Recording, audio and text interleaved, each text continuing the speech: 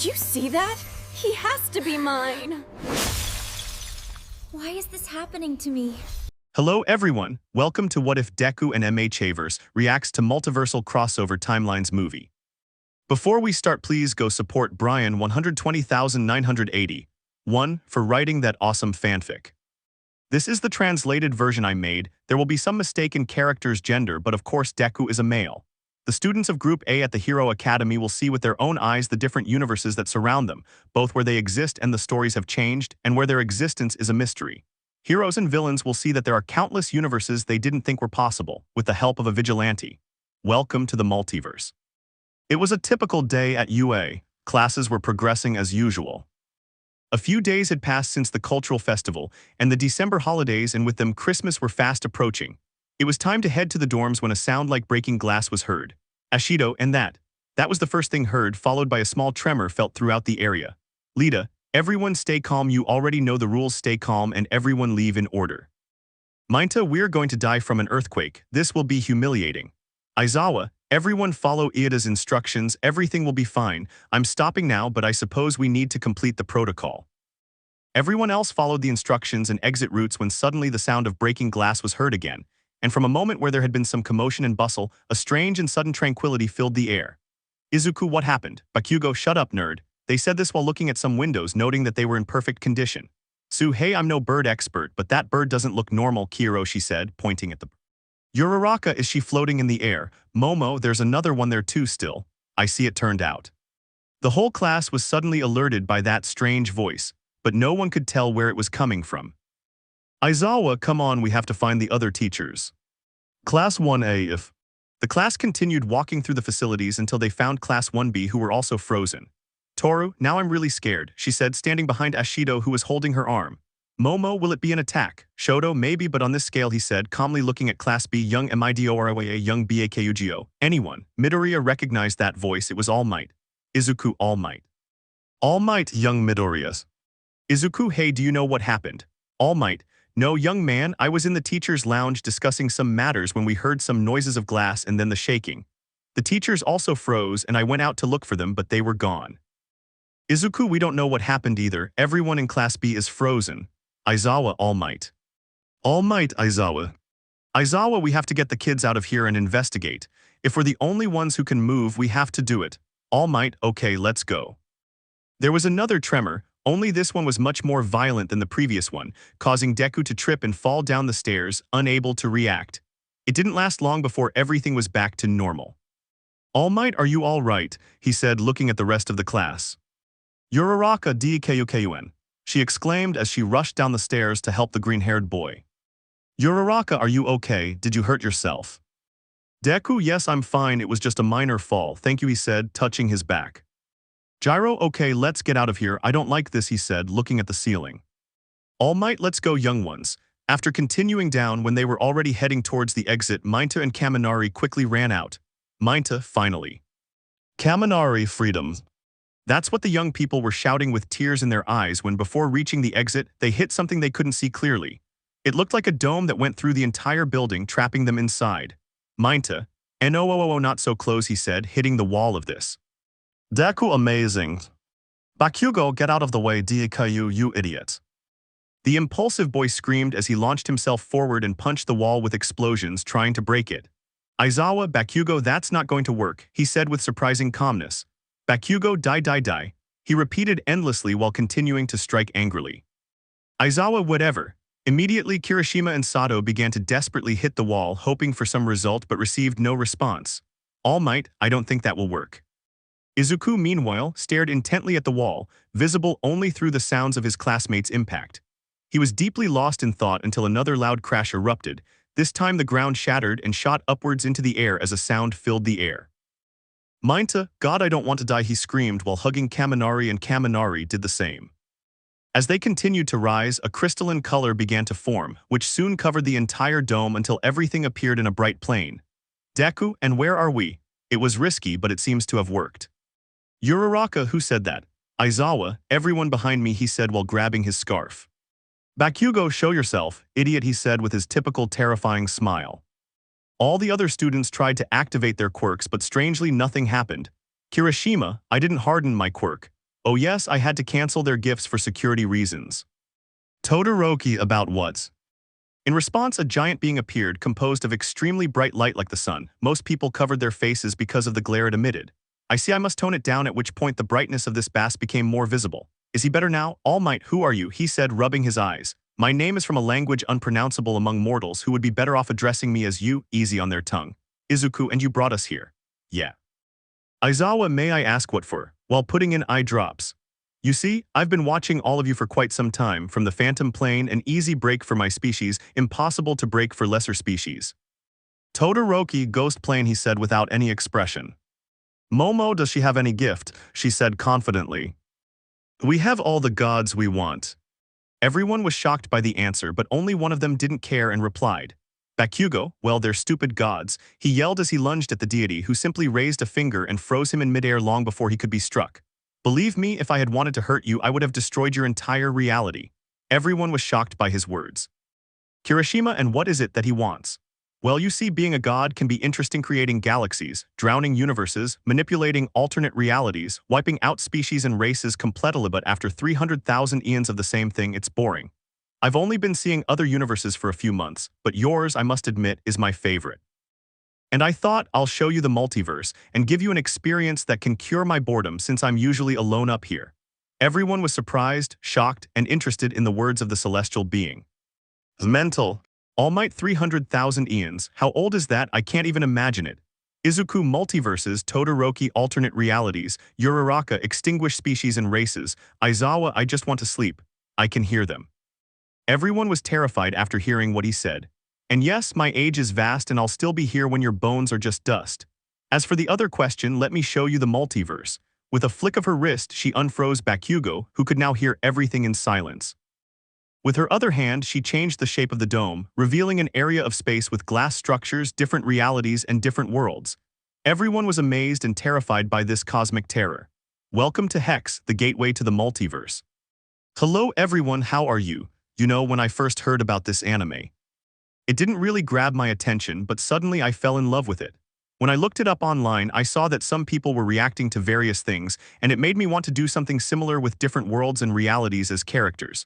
If you like it and support it, I'll keep uploading episodes, and if you suggest a universe, I'll have people react to it. By Chait. Earth 19,999 1. We will see one of the most outstanding lands where there are also heroes, but you do not exist in this one. Deku, what do you mean we don't exist? Uraraka, what do you mean by that? You see, in the multiverse there are infinite versions of Earth and you exist in those versions. In others, you'd be villains, animals, beasts, or you simply wouldn't exist at all. Whatever form you can imagine, the multiverse made it real millennia ago. We may see you again later, but for now, snaps fingers.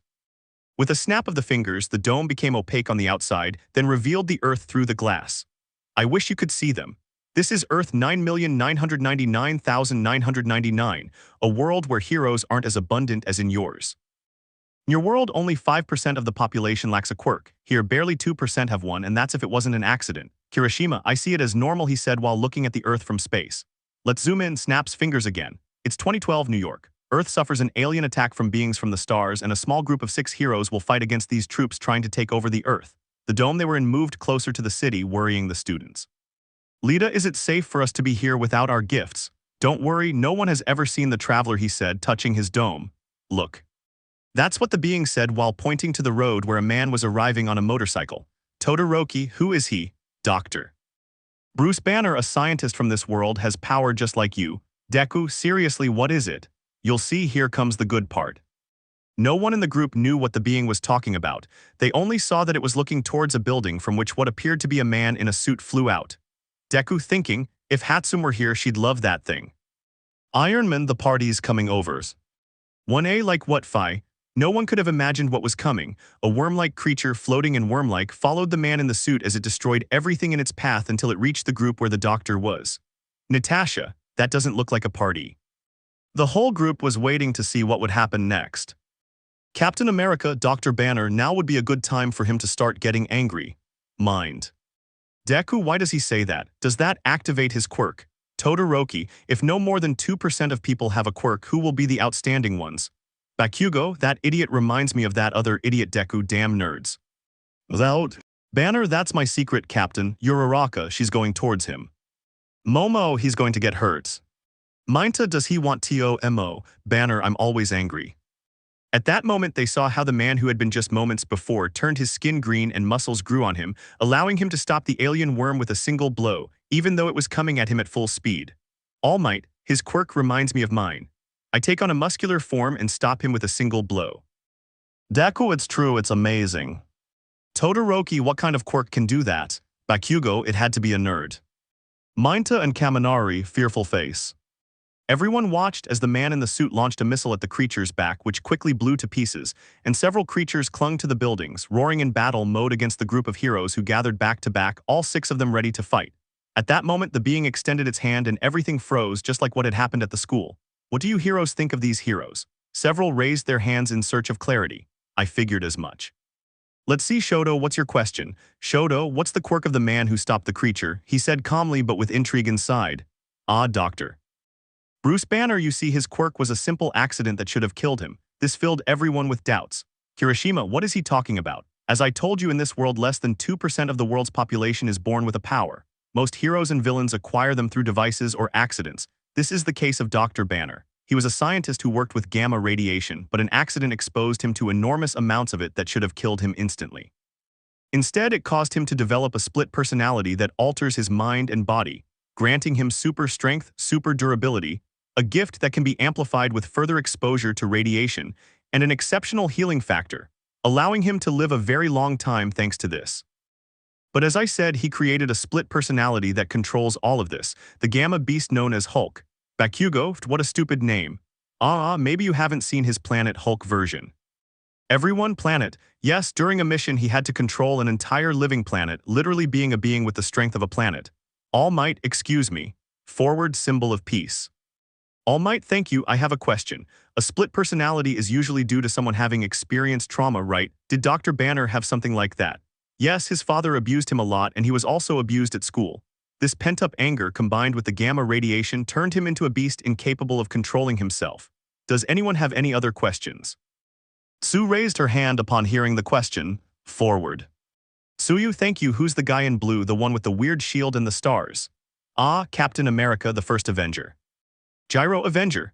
Oh, I hadn't told you, had either part of a group known as the Avengers, the most powerful heroes, and he leads them. Suyu, what is her quirk? We're back to the same thing, he wasn't born with a gift, in fact, he's not from this era, from this time. Momo, what are you talking about? Captain America, Steve Rogers, was born in the 20th century during World War II and was frozen in ice for 70 years. Once again, everyone was shocked by the response. I am part of a program for the recruitment of soldiers during this conflict, the Super Soldier Program.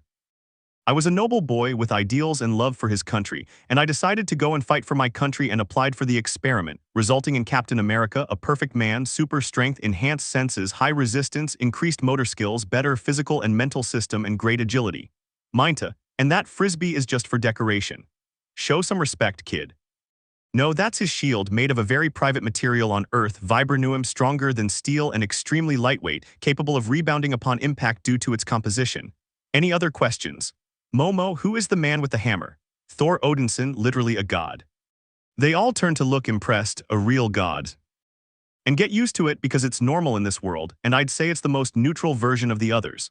He came to Earth because of his brother Loki, the one who orchestrated this attack on Earth with the Tesseract, an extremely powerful artifact capable of bending space and time. His story is practically the same as in mythology, only here he was banished to Earth by his father Odin to teach him a lesson, and he decided to protect it from attacks. Honestly, this time isn't as interesting as what's to come in the following years of your lives. Anything else? Deku, who is the man in the suit? Midoriya, I was expecting you to ask that. He's Tony Stark, genius, billionaire, playboy, and philanthropist, owner of the technology company Stark Industries, and he's also the hero Iron Man. Bakugo, another great nerd. Mina, wow, this guy is amazing. How did he become a hero? Accidentally, you see, his company used to manufacture weapons for his government, but during a demonstration, a terrorist group kidnapped him and forced him to manufacture a weapon for them in exchange for his life. But during his capture, pieces of shrapnel pierced his chest, almost reaching his heart, and a machine he now had to wear on his chest kept him alive. He tried to escape with the help of the man who saved his life. Creating a suit that was powered by the energy of the small reactor, he carried on his chest a steel suit to get out of there. During the process, the man who saved him died and asked him to do something better with his life, and that's what he did. He escaped, and with his intelligence and resources, he built a better suit of armor to go after the terrorists who kidnapped him and destroy their weapons. Originally, he did it to cleanse his conscience, but as time went on, he saw that what he had to do was become a hero, and he made it official on camera. Deku, he doesn't have a quirk either. No, in fact, he's just a very wealthy and extremely intelligent man. Momo, who are those two? She said while pointing at a man with a bow and a woman with pistols. That's right, Hawkeye and Black Widow are S.H.I.E.L.D. agents, a group in charge of the world's security. Hawkeye has perfect aim. If you give him a bow and arrow, he'll take down an entire army without a problem. He doesn't even need to be sure of his target, he'll definitely hit it in the head. And Black Widow is an assassin. She was kidnapped as a child by an organization of assassins to train her to kill and be used as a weapon, but she broke free and with Hawkeye's help managed to destroy that organization and become a hero. It goes without saying that they're just people with superhuman training. Mina, so if it's true about the lack of talent here, that's strange. Gyro, but we already saw that it's not impossible. This is only part of the story of these heroes. Let's go to another era, he said while manipulating the dome. Welcome to Sokovia, a few years after the 2012 invasion. Earth 19,999-1A, Sokovia. Uraraka, and what are they doing there? Don't they stay in one place? They are heroes, for them there is no jurisdiction and they maintain the peace. Also, an organization stole an artifact from what they obtained in 2012, the Loki Center, which contains another, even more powerful artifact inside. Lita, and what is it? An Infinity Stone. Kirishima, and what are those things? You see, when the Big Bang occurred, these 6 fragments were created with the power of the entire universe. Space, power, reality, soul, mind, and time. Whoever obtains and wields these relics will have the power of a god himself, and it is one of these objects that was stolen by a secret group called Hydra, people who rule the world from the shadows. Deku, and what happened? See for yourselves. The students in Class 1A continued watching the field where they saw the Avengers fighting their way through the forest, taking down soldiers as they advanced. They saw Iron Man flying, attracting the attention of what appeared to be artillery trying to shoot him down while he dodged them. Kirishima, this guy is awesome. As heroes, you must always keep this in mind. He said this while moving the dome aside and showing the trajectory of the shot, dodging the Man of Steel, traveling through the air and finally hitting a building and several streets of the city of Sokovia, injuring civilians. Kaminari, they didn't clear the area. They were detected as soon as they entered the city and opened fire. There was no time to assess them. He said as he returned to Iron Man to hear what he would do about this. They are attacking the city. Iron Man, Stroker doesn't care if anyone gets hurt. Jarvis sends in the Iron Legion. Some were left wondering what he was talking about when they saw armor arrive to carry out the evaluation. Almight, I see you've got that covered. Momo, yes, I had planned it. That's what they thought until they saw how people were gathering to hit and throw acid at the auxiliary robots. Deku, wait, why are they attacking them? Mina, they just want to help people get out of there. Even past actions have repercussions in the present and the future. This is one of the countries that suffered from Stark's arms sales. Terrorist groups bought his weapons, and these caused deaths in Sokovia and other countries as well. They don't want the Avengers, they don't believe in them. The boys understood the people's actions and could only see how hated they were. They continued watching as a bunker attacked Hawkeye when he fired an arrow, but they only saw a blue band pass by and seemed to take the arrow, and he was quickly struck by it. Uraraka, what was that? Everyone saw a boy with white hair and wearing athletic clothes walk calmly in front of him and simply mention. Pietro, didn't you see it coming? Similarly, run, leaving only a colored line behind him. What do you think? Deku, IIDA looks like your Quirk. Uraraka, it's amazing.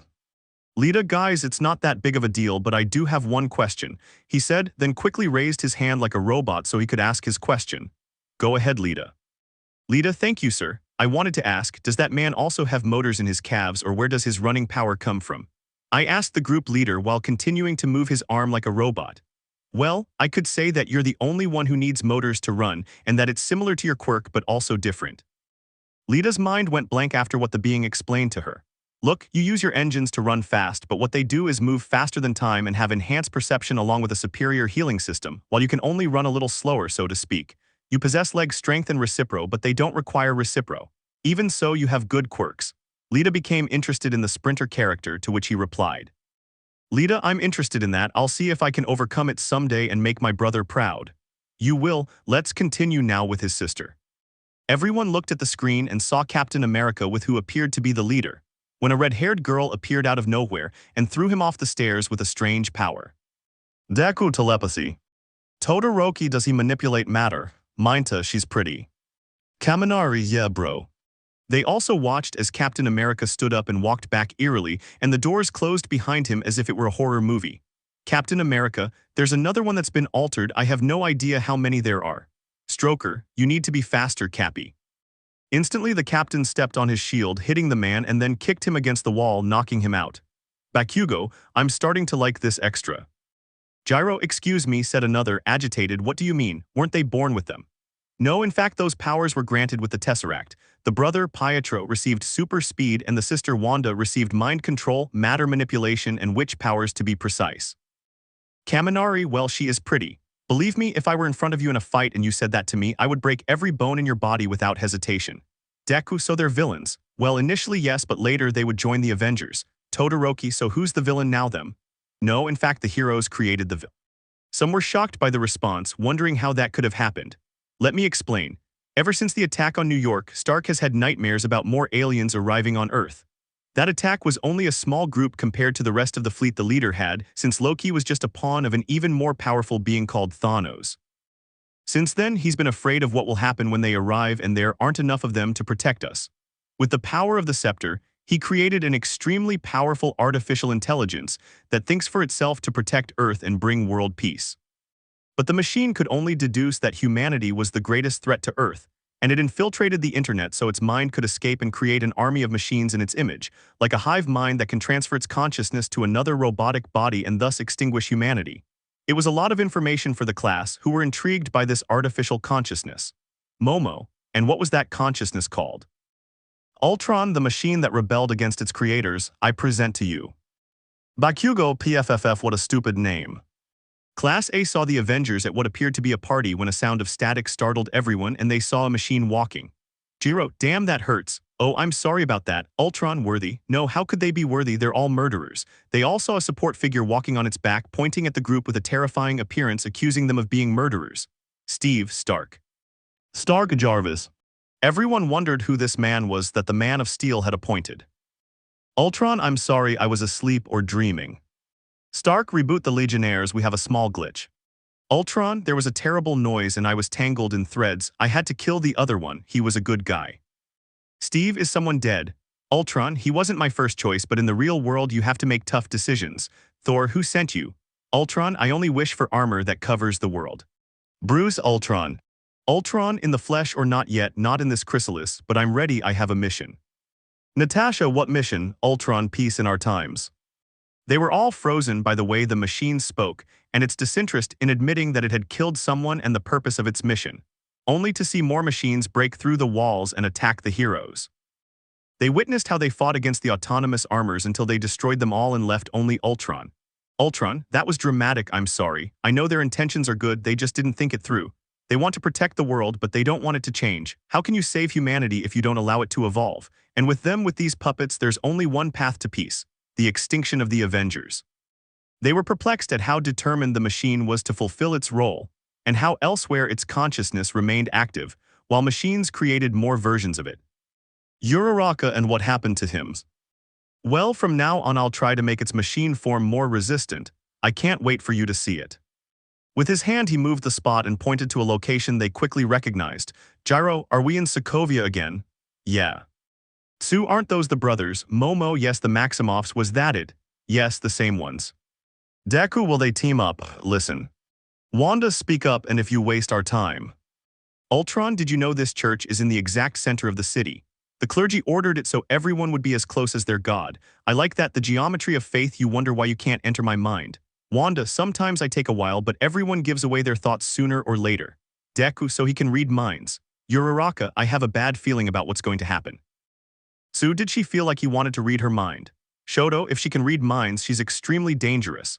Everyone saw how tall and imposing the new machine was and how its appearance had changed, becoming more robust and in keeping with its philosophy. Even the twins hadn't expected to see it.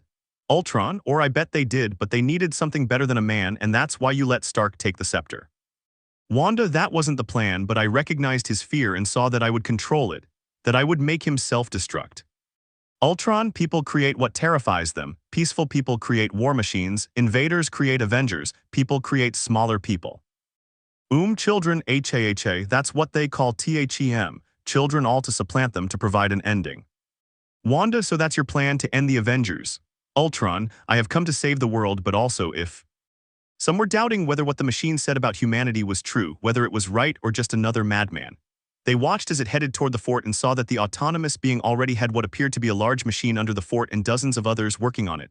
Ultron will depart immediately. This is a start, but I need something more to begin our work. Wanda, are they all? Ultron, I have what the Avengers will never have, harmony. They're dissonant, arrogant. Stark already caused them to turn on each other, and when you take control of the rest of their minds.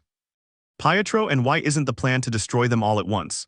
Ultron, and turn them into martyrs, be patient, see the big picture. Shoto, are they planning to attack his image as well? Mina, and then make them see how the bad guys are. Momo, her plan was well thought out. Pietro, I don't have a panorama, I only have a photo and I take it out every day and look at it. Ultron, they lost their parents in the bombings, I've seen the records. Pietro, the records are not the picture. Wanda, Pietro. Ultron, no, it continues.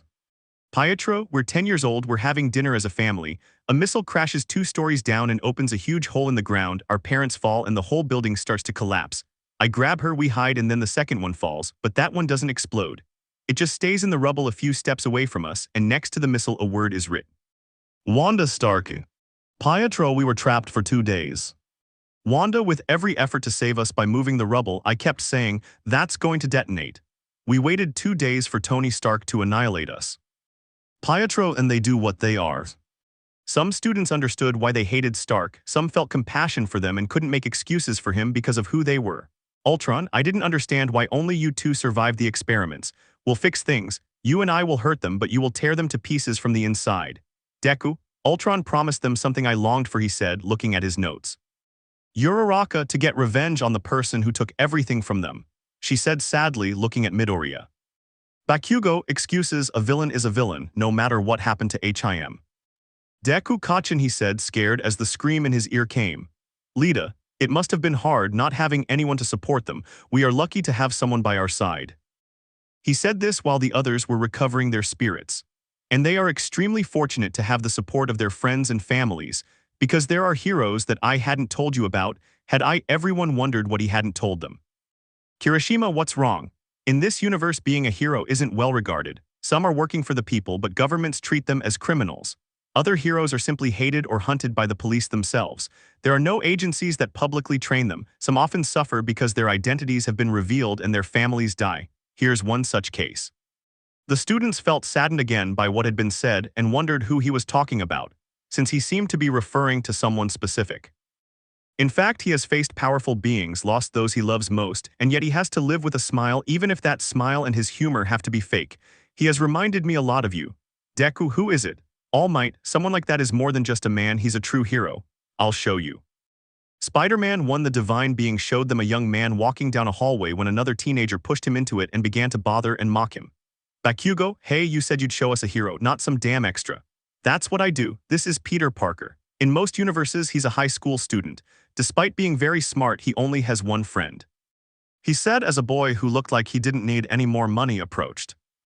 Harry Osborn, Peter is an extremely intelligent and capable young man, but nobody knows he's hiding something.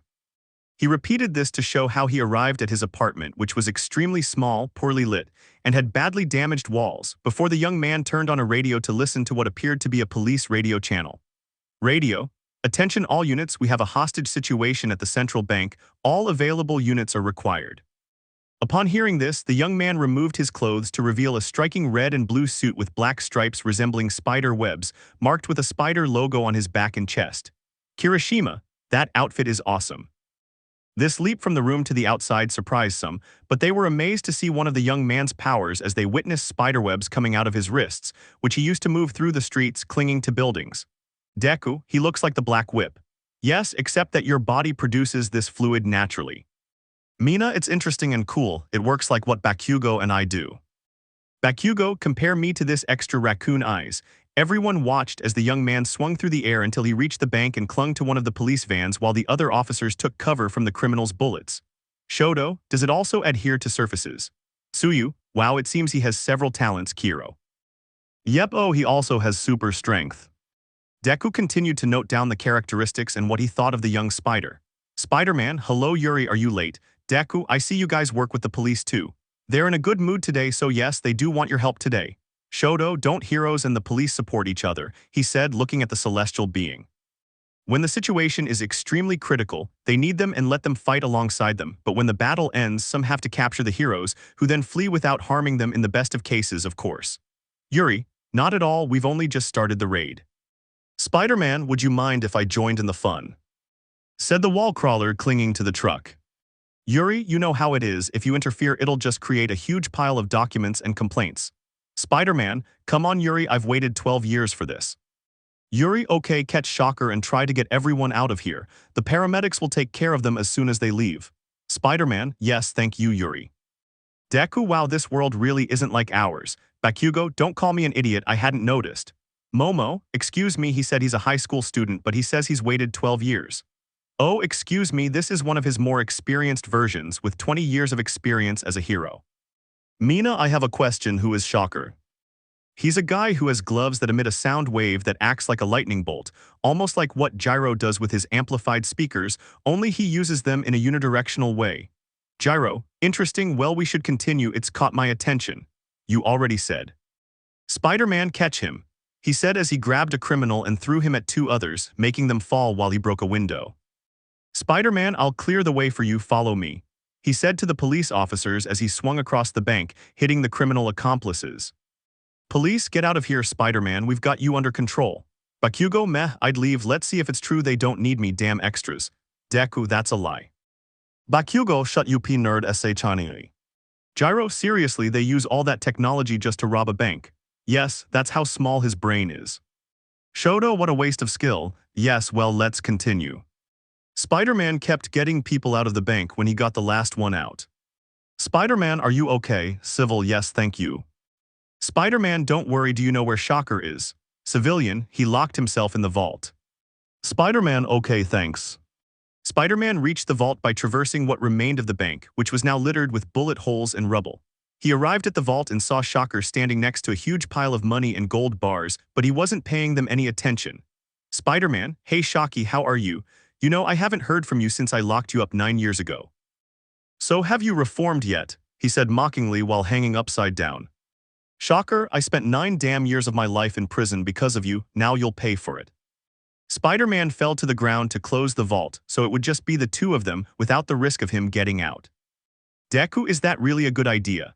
Spider-Man dodged a blow he was about to receive in an attempt to return it, which was a mistake as he hit Shocker's helmet, who didn't remember it being so hard.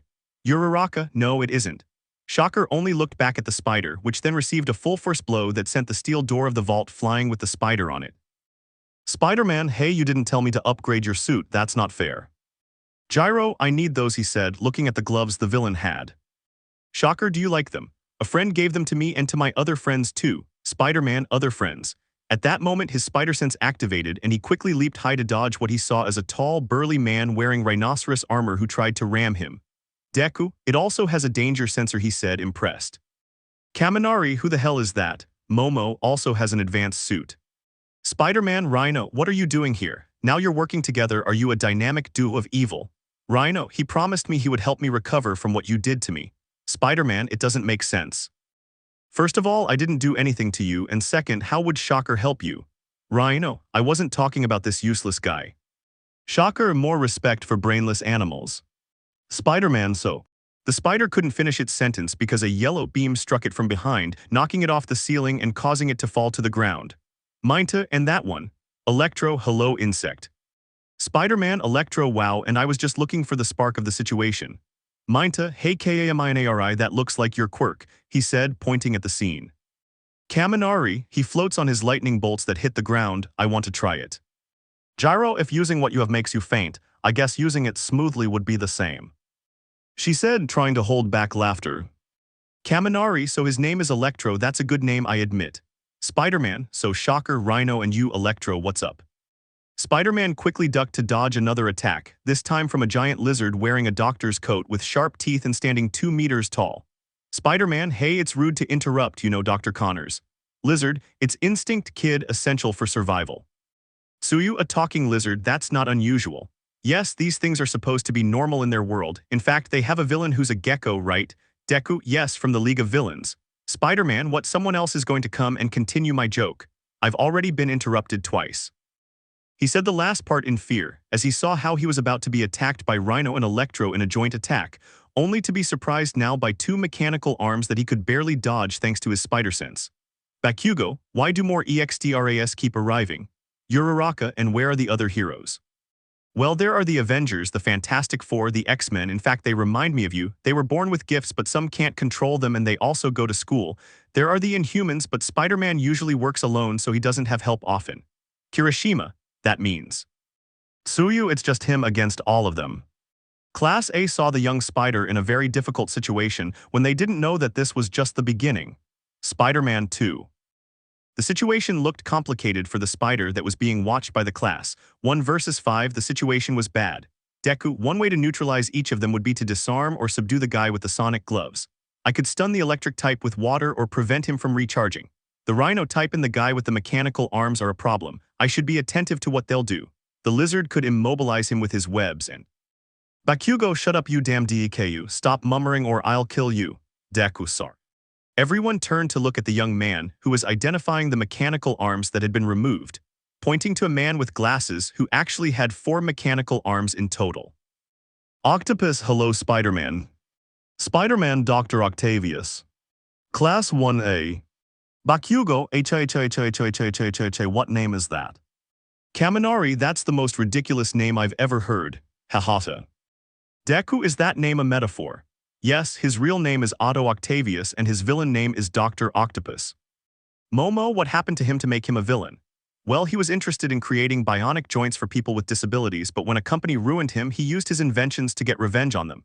And in fact, he was Peter Parker's real mentor, but he doesn't know it, or at least I think so. He's the 8th Doctor I've seen. Jiro, and those arms are his invention. Yes, let's continue watching. I want you to meet the last. The Doctor threw a communicator to the Spider, which it picked up and saw Octavius on. Octavius, listen to what he says. Spider-Man, hello, this is the amazing Spider-Man. We're sorry, but the pizzas will be delayed. Oh, that's a shame. Your aunt and I were hoping you'd arrive soon, Peter. Spider-Man froze as if his identity had been discovered. Class A froze at the voice coming through the microphone, and even more so when they learned that a villain had their aunt. Spider-Man, what did you say? Didn't you hear me properly? Don't worry, your aunt wants to talk to you. Here, dear, is your nephew. May, Peter, help. Spider-Man, Aunt May, where are you? May, please don't hurt him. Sorry, but I have to do it, but first, you'll feel what I'm going to do to your spider nephew, haha. May, Spider-Man, may. Peter's eyes were about to burst into tears. Green Goblin, is the little spider coming to play, or should I keep having fun with her aunt? Peter could no longer say anything. He listened to the microphone with an anger that was burning him up. Green Goblin, I'll be waiting for you here. That was the last thing he said before hanging up the microphone and leaving the spider with the other villains. Octopus, I see you've already heard from Osborn and someone else. Rhino, come on Spider, let's keep diving. The rhinoceros man could no longer speak when the spider, with a single blow, completely destroyed his mask, leaving him lying on the floor with a broken, bleeding nose. Electro, ha, finally you shut up, you blockhead. The villains expected the spider to say something, as it usually does when fighting, but they only received silence from it. Shocker, what, nothing to say, the same answer. Lizard, whatever you want, I'm already hungry. He said this as he lunged towards the one who was just standing still. He jumped to land on the spider, but it dodged him, tying one of its webs around the reptile's back. The reptile tried to launch an attack with its claws, only to miss again. The spider then tied one of its feet and entangled it. Unbeknownst to him, the lizard was bound with webs. The spider began to slam it against the floor again and again, and with a twist finally threw it against a wall, shattering it. The other villains were perplexed. The spider had never been so ruthless with them. Shocker quickly began firing waves at him, but Spider-Man dodged them effortlessly. At one point, Spider-Man shot a web at one of Shocker's gloves, pulling him towards him. He grabbed the gloves and with all his strength slammed them down, shattering the gloves and some of Shocker's sonic bones. Octavius quickly tried to attack the young man, but it had the same result. With merciless blows, he destroyed the mechanical arms. Electro fired a beam at him, but the spider used the Doctor as a human shield, creating a terrible shock against him. Electro had lost sight of the spider. Electro, hey, what's up, are you fed up? He said as he fired in whatever direction he could. I've never seen you attack like that before, Norman's thing bothered you, huh? Electro received a powerful blow to the back from a kick by the spider, knocking him to the ground. When he turned around, he saw the spider only to receive multiple blows to the face until he was lying bleeding on the floor. Class A had been unable to comment on the young man's brutality and what he had done. Kaminari, damn it. Jiro, don't worry, you're dumber, I wouldn't attack you. That was his limit. Deku, wait, the Almight he was holding back the whole time. Bakugo, let him fight me, I'll finish him in a second. Well, he's only loosening up a little now. If he were to hit with full force, he'd literally blow someone's head off. Toru, doesn't he have any other family? Mina, they are attacking her family. He has no father, mother, or uncle. The only thing he has left is his aunt. Uraraka, what happened to them? His parents left when he was little, and in fact, the day he got his powers, he arrogantly let a criminal escape, and this same criminal killed his uncle for his car. Since then, Peter wanted to use his power because of a phrase his uncle said to him the last time he saw him alive. Shoto, which one was it? You'll hear it later. Spider-Man quickly left to go to where his aunt and Osborn were. He arrived at his house where he saw it was on fire. He quickly went inside and saw that his aunt was in the living room, which was being consumed by the flames. Peter, Aunt May. He picked her up and took her out of the house but saw that she was no longer alive. Peter could only cry for his aunt. The class was saddened by the loss of the young man who was crying with his aunt in his arms. She felt a caress on her face, at which point she opened her eyes and saw her aunt with little strength telling her, May, Peter. Peter, here I am, Aunt May, here I am, I'm sorry, please forgive me. May, don't worry, Peter, cough always, I knew it. Peter, Aunt May. Sadly, Aunt May sighed, this being her last breath before dying in her nephew's arms. Peter was crying when a call came in on his phone and he answered it. Green Goblin, I see you've already received my gift. Spider-Man, you'll pay for this. Green Goblin, then I'll wait for you. Peter clung to his aunt, regretting that he was going to leave her and wouldn't be able to accompany her in her sad state. Spider-Man, I'm going to make you feel what May felt. Spider-Man 3. After the boys saw the young spider arriving at the place the goblin had ordered him to go, they witnessed him on a bridge. The spider climbed down and looked around, trying to spot the flying maniac who had taken his aunt's life. You took your time, boy. Spider-Man, in one swift movement, dodged some blades that were fired towards him, embedding them in a wall. I see you're angry until you finally shut your mouth. The spider remained silent, burning with hatred inside as it clenched its fist, releasing blood. Green Goblin, what are you waiting for? Come and get me then.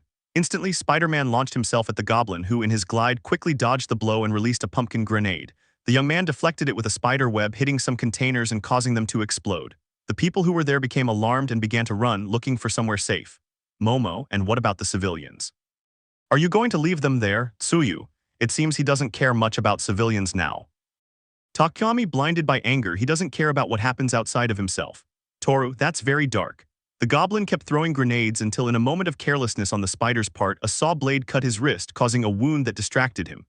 This was the opportune moment for a grenade to explode in front of his face, tearing and burning his mask, sending him flying and crashing into the wall of a warehouse. The students were worried. The fight was even until the moment of carelessness, when the villainous goblin had the window. Green Goblin, I offered you a deal a long time ago to join me and the others so we could do whatever we wanted without consequences. But you wanted to play the hero and look at the consequences, Peter. Spider-Man was on his guard, trying to figure out where the sound of the voice was coming from. Green Goblin, all the deaths that happened today were your fault. If you had killed me a long time ago, how many people would have been saved from that fate? The spider jumped to the location where the Green Goblin was, managing to grab onto his glider and with one blow knock him down, taking the fight to the ground. Green Goblin, fine, show me what you saw. The goblin couldn't stop talking when he received a blow unlike anything he had ever received before, at least not with that force.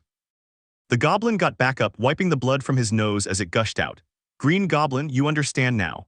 After a fierce fight broke out between the two, the spider had the goblin cornered, trying to shield himself from the brutal blows he was receiving. Norman, wait, please stop, it's me, Peter, it's me, Norman. The class didn't understand what he meant by being him. Jiru, hey, excuse me, I have a question. What's happening? Jiru, well, what did he mean by being him? Well, you see, Norman was an entrepreneur working for a US arms supplier, developing technology to match or surpass the super soldier serum. It went wrong, and when tested, it didn't produce the desired result. It did grant him super strength and an enhanced physique, but in return it altered his mind, giving him a split personality that only wants to kill and create chaos, the Green Goblin. Tsuyu, so she's a victim too. Jiru, but also a murderer. It's complicated, but yes, and if. Spider-Man, it doesn't matter, you took everything from me. Norman, please help me, I don't want it to take over anymore. I didn't mean to do that to you. I was hoping you could help me to stop me from losing control again. The young people continued watching until they saw him press a button, calling his glider and positioning it behind a wall where they were. Sato, does he think? Toru, that seems to be the case. Norman, I thought about looking for you, but I didn't want this, I didn't want any of this to happen. I think the only thing I can ask of you right now is I'm sorry, Peter.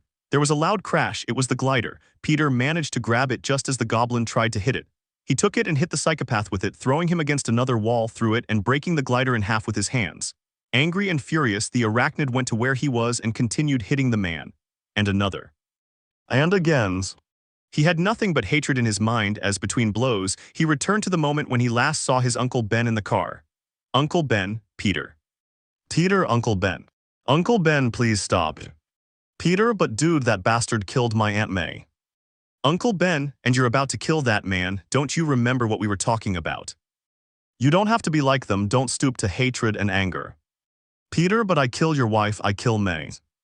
Uncle Ben, and you think your aunt would be happy seeing what you're doing to that man? Peter, he must pay for what he did. Uncle Ben, but you can't decide that. Uncle Ben placed his hand on his nephew's shoulder to speak to him. Uncle Ben, Peter, don't go from being a symbol of hope to being a symbol of hate. Peter could only shed tears and hug his uncle while begging for forgiveness, for what he was doing and for not having been better and protecting his aunt. Uncle Ben, it's all right, Peter, it's all right, just remember what this power entails. Any power, whatever it may be, with great responsibility comes great responsibility, and you've handled it well. I don't blame you for what happened to your aunt, and she doesn't blame you either. Peter wanted to keep hating, but Uncle Ben was right again. People saw it as a reason to be happy, and if he continued like this, he would be seen as the complete opposite and would achieve the goblin's goal. Peter stopped hitting the murderer and could only continue holding him. He moved away from him and could only cry for his uncles. Days later, it was reported on the news how the goblin was left in critical condition after being beaten by Spider-Man, and how people were divided on whether it was right or wrong.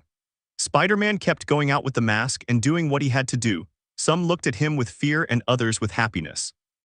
The young people watched as the boy spoke and joked while fighting villains and criminals, taking pictures and signing autographs for people who passed by and greeted him. But when he arrived at his apartment, entering through the window and removing his mask, they saw a young man no older than them who was broken, had no family, his friend hated his alter ego, and he had debts to pay, yet he still tried to get ahead. Deku, I see it's true, we are very lucky to have each other. Uraraka, it's sad. Kirishima, but he's admirable. Lita, despite having lost everything and being able to kill the person who did it, she chose to do the right thing. She is a symbol of inspiration. Unfortunately, many don't want to do the right thing and only want revenge or take refuge in anger. Bakugo, what the hell are you talking about? Many do prefer revenge to justice. I want you to see it for yourselves, and believe it or not, there are quite a few. The Punisher, one will see someone else from this same universe, Frank Castle. Midoriya, is he another hero? Tsuyu, is he another one who doesn't have a quirk or not? Frank is not a hero at all, he's a vigilante, and yes, he doesn't have a quirk. Bakugo, why the hell do you say he's not a hero? See for yourselves. The young people watched as a couple talked about what appeared to be a product they were selling when there was a knock at the door. It must be the buyer, you were taking your sweet time. The young people were shocked when the man was punched in the face, breaking his nose. Kaminari, damn, that must have hurt. Minta and a lot ifs.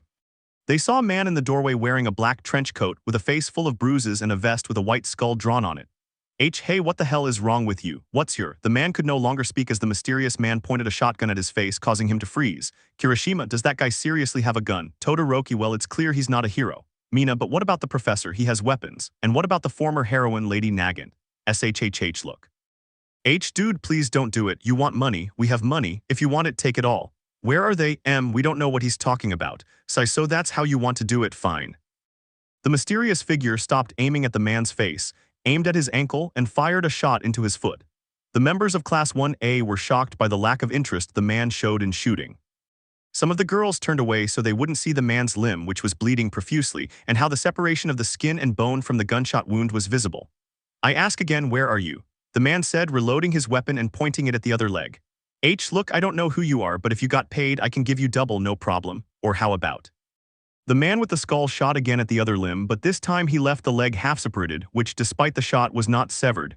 Deku, yes, I'm serious, he said with a scared look on his face.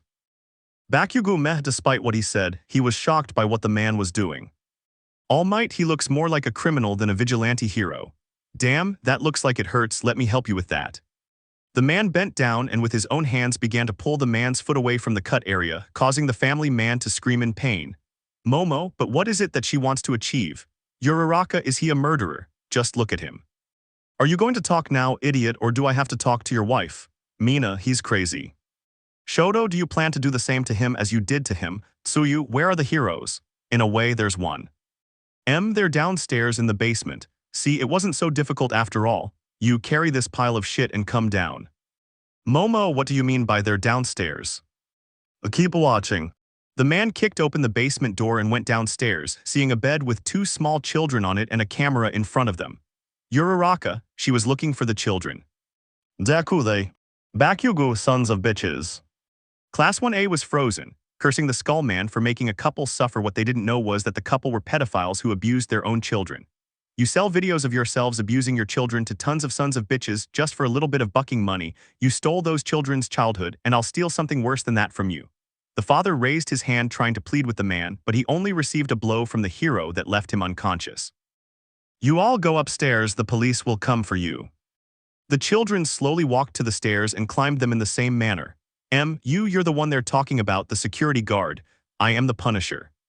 The Punisher. Bakugo, that's a good name. Almight inspires more fear than hope. That's exactly the message he wants to send. Punisher, where's the list with the names of your buyers? Punisher, where are they? He said this, taking the woman's face in his hands and lifting it up to force her to speak. They are there. He said, pointing to a table with photos and cameras. The man took the leaves and poured a bottle of alcohol into the room. What are you going to? The woman couldn't even finish speaking when Punisher pointed his gun at her, and without the slightest empathy pulled the trigger, staining his skull vest with blood. Deku, I'll kill them both. Todoroki, no mercy. Zero, this is dark. Takagami, I don't think we're as dark as. Dark Shadow, yes. Uraraka seems more like an anti-hero. The boys in the class were frozen and shocked by the man's lack of attempt not to kill. Punisher, thank you, I was quick. Class 1A, quick. Yes, they call him Punisher because of his methods of justice. He tends to be more creative when it comes to punishing criminals. They'd rather run into another hero than see his skull. With other heroes, they send them to jail, but with him, they can only pray that he finishes it already and doesn't start innovating with his weapons. Almight, he's crazy. It's not that bad, look at his arguments against another hero. Frank, is that your name? You like to threaten innocent people. Mina, who is that? The devil of Hell's Kitchen daredevil. So you damn. Ajiro, these heroes like to instill fear. Deku, is he quirkless or does he have one? Oh, this was from a childhood accident. Kaminari, what kind of accident? Chemicals fell into his eyes and left him blind for life, but enhanced his senses and he fights crime. Uraraka, is he blind? Yep, let's continue. Punisher, he was only in danger because you screamed. Daredevil, you pointed a gun at him and the firing pin activated. Punisher, no, that was for you, it's part of the show. Mina, should I aim at a civilian? Momo, and she doesn't regret that. Daredevil, what does that mean? Punisher, do I really have to explain this to you? You disappoint me. Are you even listening? Pulls out a gun, how does it feel now? I'm not some red-haired bad guy. Kirishima, yeah, whatever he says. Bakugo, I don't know if he makes sense or if he's just a damn lunatic. Daredevil, do you want to explain that to the orphans and widows you left behind? Punisher, shit, that's what you think, that I'm some crazy idiot who goes around shooting whoever I want. Daredevil, yes, that's exactly what I think. You think it's something else. Punisher, I believe the people I kill need it. Daredevil, you left guys hanging from hooks. Punisher, well, they got off easy in my opinion. Girls hanging. Boys from hooks. The boys were already sweating profusely. The claim about innovation in their justice system was true, it was terrifying. Daredevil, you shot in a hospital. Punisher, yes, and I didn't hurt anyone who didn't deserve it. Todoroki, he shot himself in a hospital, he's insane. Uraraka, and she says it so casually. Daredevil, what about you, Frank? What will happen the day someone thinks you deserve it? Punisher, I'll tell you something, I better not fail. Deku, he's not afraid to die. Daredevil, you run around this city like it's a damn shooting range. Punisher, what are you doing? What are you doing? You act like it's a park, you beat the bullies with your fists, you send them to jail and everyone calls you a hero, right? And a month later, a week later, or the next day, they're back on the STRETS doing the same shit. Daredevil, if you send them to the morgue then. Punisher, you're absolutely right. Daredevil, have you questioned that, Frank? Punisher, no, not for a second. Daredevil, seriously, no. Punisher, shit, killing a human being is very generous. Daredevil, a human being who committed many stupid, perhaps even bad things, but who had a small part of goodness in him. Maybe it was the remnants of Frank, but it was something. And then you come along and that tiny glimmer of light is extinguished forever. At this point, some of the students realized that some of what the Punisher said was true, but the devil of Hell's Kitchen was also right. On one hand, it was true that a villain will never stop being a villain, but there are those who do manage to correct themselves.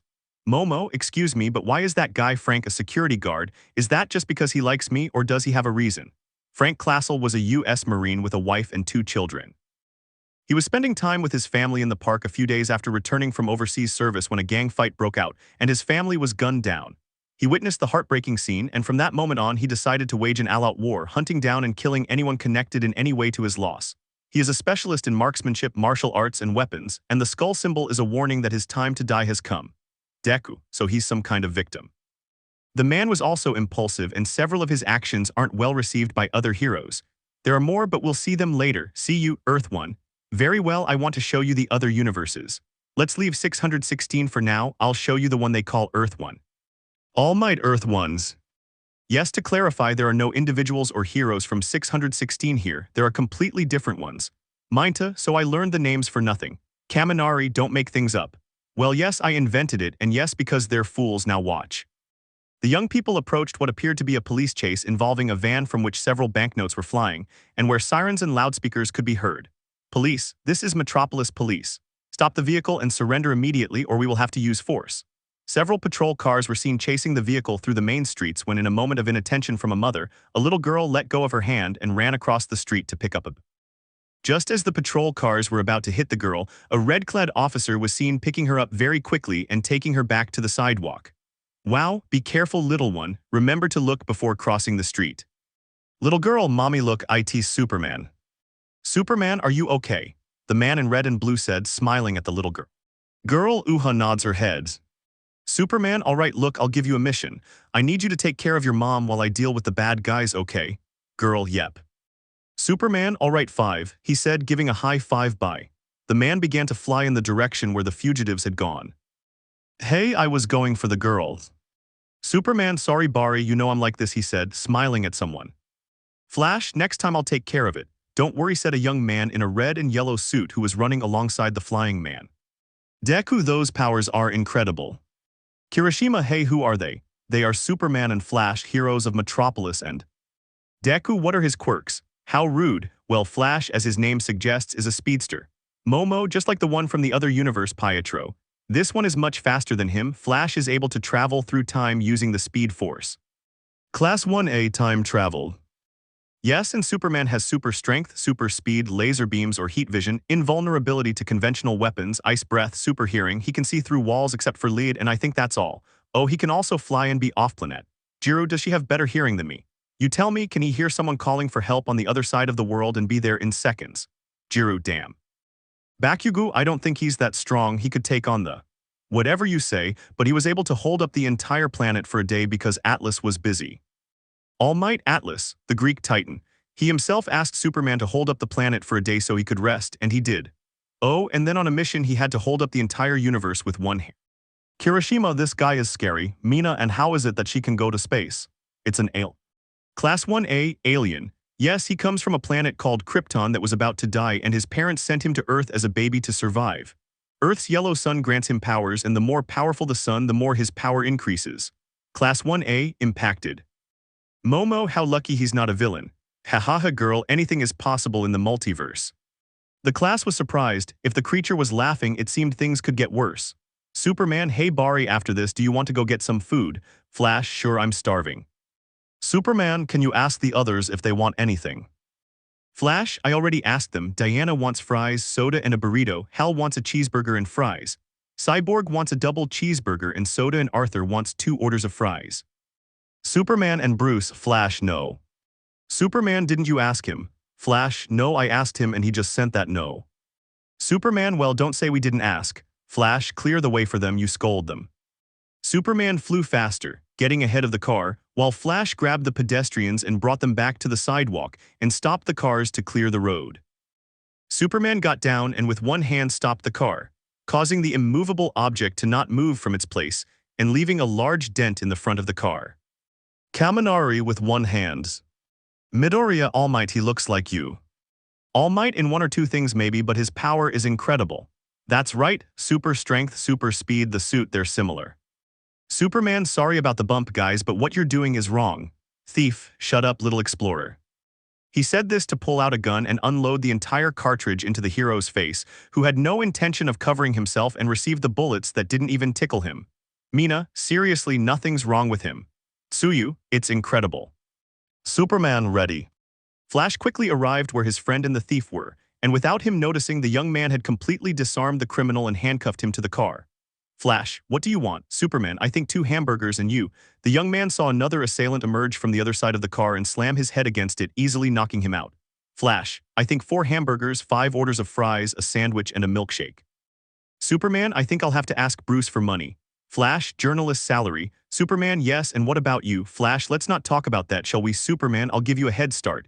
And what do you think of them? Momo, they're very good at being heroes. Jiru, one question, do they also face greater threats? Unfortunately, yes, there are beings who have wanted to kill them. Darkseid, Doomsday, Brainiac, those villains have wanted to assassinate the group. Todoroki, they also have a team, what's their name? The Justice League. Bakugo, meh, there are better names. Toru, are those the others they mentioned on the trip? Yes, Arthur Aka Aquaman can speak with sea creatures and is the ruler of Atlantis. Hal, a Green Lantern, can summon any object he desires with a ring and willpower simply by thinking about it. Cyborg, as his name suggests, is a cyborg. 90% of his body is machine, except for some organs and his head. Diana, aka Wonder Woman, daughter of Zeus and the Princess of the Amazons, possesses super strength, weapon skills, knows multiple languages, wields a sword, a shield, and a lasso that compels truth. And finally, Bruce Wayne. Midoriya, everyone has amazing powers. Yes, they are very strong, but they also have their own big 3. Kaminari, it seems every universe has them. If so, in this universe they are Superman, Wonder Woman, and Batman. Bakugo, wait, who's that clowns? Look, if he wanted to, he'd break your face and he'd be capable of it. Midoriya, excuse me, but I must ask who it is. Bruce Wayne, aka Batman, the Dark Knight, the symbol of fear, vengeance, the Lord of the Night, the Bat of Gotham, that's Batman. Midoriya, what is your, it doesn't have? Uraraka, wait a minute, one of the big 3 is someone who doesn't have powers. Not only does he not have powers, he is the one who has faced the most criminals and tried to save them from becoming villains, but for the hopeless criminals, he has a policy of not killing, but that doesn't mean he can't leave them in a vegetative state for life. Jiru, are you serious? It's another Punisher, but this one doesn't kill. He's not a hero, or at least not entirely. He saves people, but he brutally punishes criminals. Takagami, but how could someone without a quirk become one of the big 3? And he was able to defeat Superman, whispering. Bakugo, what did you say, idiot? And that he was able to defeat Superman. Class 1A, what, on more than one occasion? Mina, wait, the man without a quirk who has many abilities who could destroy the world if he wanted, defeated by a man. That man is fearsome. A master of all, and I'm not exaggerating or lying, all-known martial arts. A multimillionaire, a specialist in military tactics, an expert in infiltration, a master of stealth, an expert in close and hand-to-hand combat, his body and mind pushed to the limit.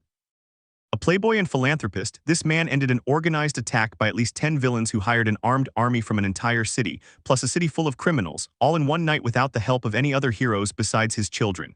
Kirishima, does he have children? Minta, and are they like him too, Sato, or are they worse? I'll show you later, let's move on to another universe, something similar. Homelander. Bakugo, what extra are we going to watch now? We're going to react to a different universe without heroes. Midoriya, what do you mean? Look, there are superpowers, but there are no heroes. Uraraka, so they're criminals. Criminals praised by the public. Kirishima, I didn't understand anything anymore. See for yourselves, you'll react to the most powerful of them all, Homelander. Kaminari sounds interesting, you wouldn't believe it. The young people watched as an army operation was about to enter an abandoned building. Midoriya, they're military. That's right, they're entering a building where drugs are made. Bakugo PFFF Damadix. The class continued watching until someone spoke. HIGUIS. The young people were surprised to see a blonde, fair-skinned man wearing a tight blue suit with yellow details and a cape with the stripes of the American flag. Almight, he seems patriotic. It looks like that's Homelander's mask.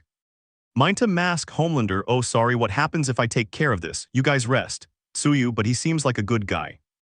Keep watching it. The young people changed scenes, being inside the building watching drugs being prepared until they were interrupted. Homelander Knights.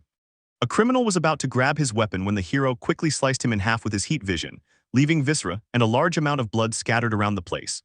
The boys froze at the swift reaction of the supposed hero who didn't hesitate to kill him. They remained shocked until they saw another boy get up in fear and die in the same way, cut in half, and when the electrical current burned out, everything went dark. Now the young people saw everything black except for Homelander's red eyes. They continued to observe him, eventually seeing him walking calmly around the place. He was shot at, but nothing happened to him. However, everyone who messed with him was left mutilated by his vision. Mina, and I know she doesn't have a problem with. Momo kills. Oh, here comes the best part. They saw a woman with a child among the gunfire and he noticed them, but he killed them both anyway. Almight, I killed a child and a woman. SHHHUUJUJU. Here's the best part. The young people were equally frozen as they watched the soldiers hear the screams and the heat vision, becoming victims of that same fear. The young men no longer knew what to think until the last of the criminals fell, his feet amputated, lying on the floor. The man slowly approached him while the young man tried to crawl away, attempting to save his life. Midoriya, aren't you going to? Shoto, I don't think so. Ooh, Jojo, believe me, he... The young men watched as the hero placed his foot on the young man's head, and the young man screamed in pain until only the sound of something viscous breaking could be heard. Some vomited at the carnage that took place there, and others froze at the reaction of the man who only had a smile while maintaining his laser vision. After that, they saw him leave the place completely relaxed, as if it were some kind of sadistic therapy. After seeing this, he went and approached the soldiers. Homelander, all done, gentlemen, mission accomplished. The young men noticed one of them running away at full speed. It seemed he was going to escape alive. Until the laser sliced him in two, with the military witnessing the event. Almight, he's a remorseless sicko. Homelander, bless the United States, goodbye boys. The boys wondered what powers this man had, why they called him a hero despite what he had done. Midoriya, excuse me, what's up young broccoli? Midoriya, what are the quirks of the hero? To summarize, the same powers as Superman. The young people were surprised because a man so sick had the most enviable powers in the world. Minta th that does mean. Kaminari, what is he? Well, they're the same powers, but since there aren't any such strange threats, he only uses laser vision as his first option, so he's not as powerful as Superman. He has the powers, but he has no experience or training with them. Some side with relief at the clarification. Midoriya, but I don't understand, why is it like this? Uraraka, did she have a horrible past? Well, more than a horrible past, he had no childhood. Bakugo, what the hell do you mean, idiot? Well, he was born through test tubes and wet nurses. Lita, didn't he know his parents? No, the paternal sign was from another superhero, and his mother never met him because he accidentally killed her by splitting her in two with his laser vision. Some unconsciously visualized the scene, becoming dizzy from the sea of blood they imagined. Toru, so who will take care of him? The scientists who held him captive taught him to read and what was right and wrong. All Might, and that is. It was a brand, you see. The celestial being showed them what appeared to be New York City, specifically a street where there were several screens displaying different heroes, in addition to the blonde man in blue. Momo, are they all? Appreciate it, drug addicts, rapists, thieves, murderers, they are all the same as HOM. The heroes looked around, but something that caught their attention was young people excitedly taking pictures. Midoriya, them, All Might, do they love them? Those people don't know their sins, they're just pretty faces. Momo, but if the heroes are worse than the villains, who's going to stop them? I'll show them to you. The man led them to an electronics store where a bored young man was looking at his phone. Todoroki, who is he? Takami, he seems like a normal person. It's Huggy like they say, he's a normal person, he doesn't have powers. Tsuyu, so what are we doing here? The little frog was interrupted when they saw the shop door open but no one came through. Taru, ooh, a ghost, he said jokingly. Mina, it could also be someone with a gift of invisibility like yours, Torachan, Taru, or it could be a ghost. The boys paid attention and noticed how the young man wasn't even interested in looking for a few seconds. Huggy, sorry buddy, we're closed. The young man turned around and saw no one. Huggy, hello? The young people felt that this was bad because the silence was overwhelming. Who are you? Huggy, what the heck? I'm right in front of you, you jerk. Did you think I wouldn't find this? The apparent figure approached him and took his badge with his information and said it out loud. Huggy. The boys confirmed their suspicions. It was someone invisible, but judging by its tone, it wasn't friendly at all. Faggot, I followed you from the damn tower. Who was the man you were with in the car? Who was he? You did it for him.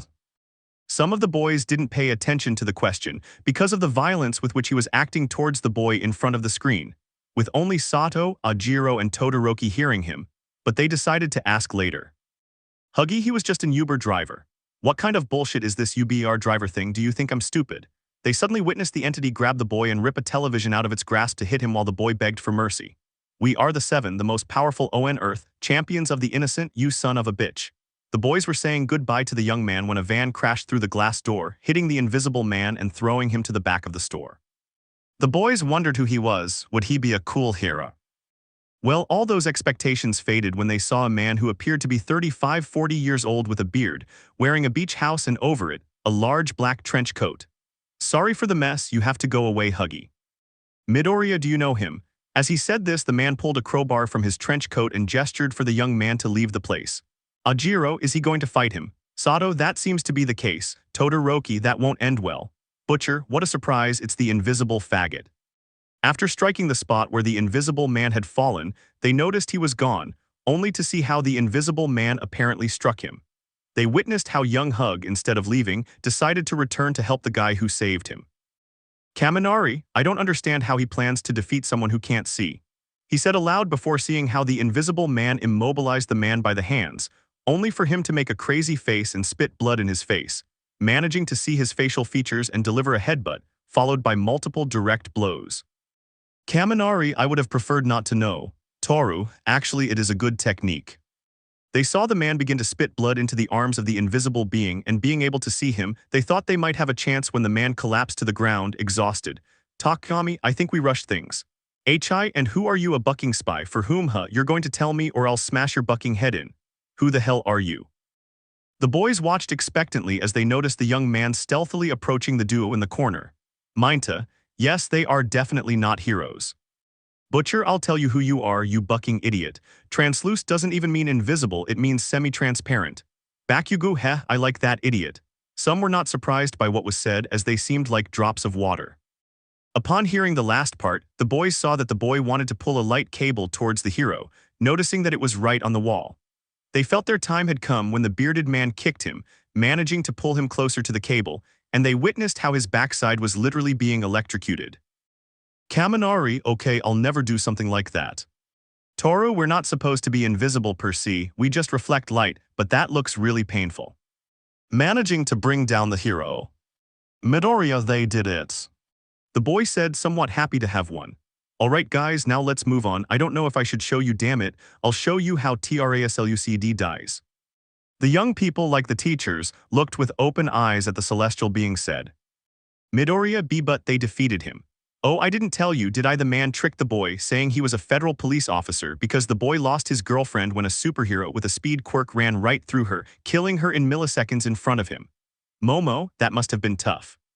Jiro, seeing someone die like that. Look, here's the explanation. Butcher, okay, listen, I work for the feds, I work for a lot of people, I'm what you'd call an independent contractor. If you have a problem, you call me, I'll fix it. The boys heard what sounded like something hitting the car, they quickly realized he was alive. Huggy, what's that? Butcher, that's a problem. Koda, trouble, but he's alive. Tsuyu, seeing what happened last, I don't think it's all good, Kiro. Huggy, what a relief he's alive, yes, stop the car. Butcher, I can't do that, you don't understand, he saw our faces. Momo, are you seriously thinking of killing him? Oh, believe me, Miss Yaoyorozu, when I tell you that they've already done that. Midoriya, and how do I? They put plastic explosive in where the sun doesn't. Several of the young people felt like vomiting after hearing what the man said. Takami, did the guy really blow the invisible man to bits? In many parts, but it wasn't Butcher, it was Huggy. I think we've gotten off topic, but I'll tell you quickly, heroes are advertising brands. They aren't born with powers, not naturally. Something called Compound V gives them powers, different powers. They benefit, they become celebrities, they earn millions. And this group, the boys, are hero killers. Class A Assassins of Hero, let's see what Homelander did last. Kirishima, no please. Too late, look. The boys saw father and son in what appeared to be an airplane with an unknown destination, when the boy looked out the window and they saw the hero flying relatively close to the plane while waving to the boy. Child, dad, look, it's Homelander. Father, what is he doing here? The boys were wondering the same thing when through the reflection they noticed his eyes began to burn, turning red. Some already sensed what he would do, but they didn't expect the next one to speak. Bakugo. As soon as the ash-haired boy spoke, the super unleashed a burst of heat vision against the plane, causing it to burst into flames and crash into the sea.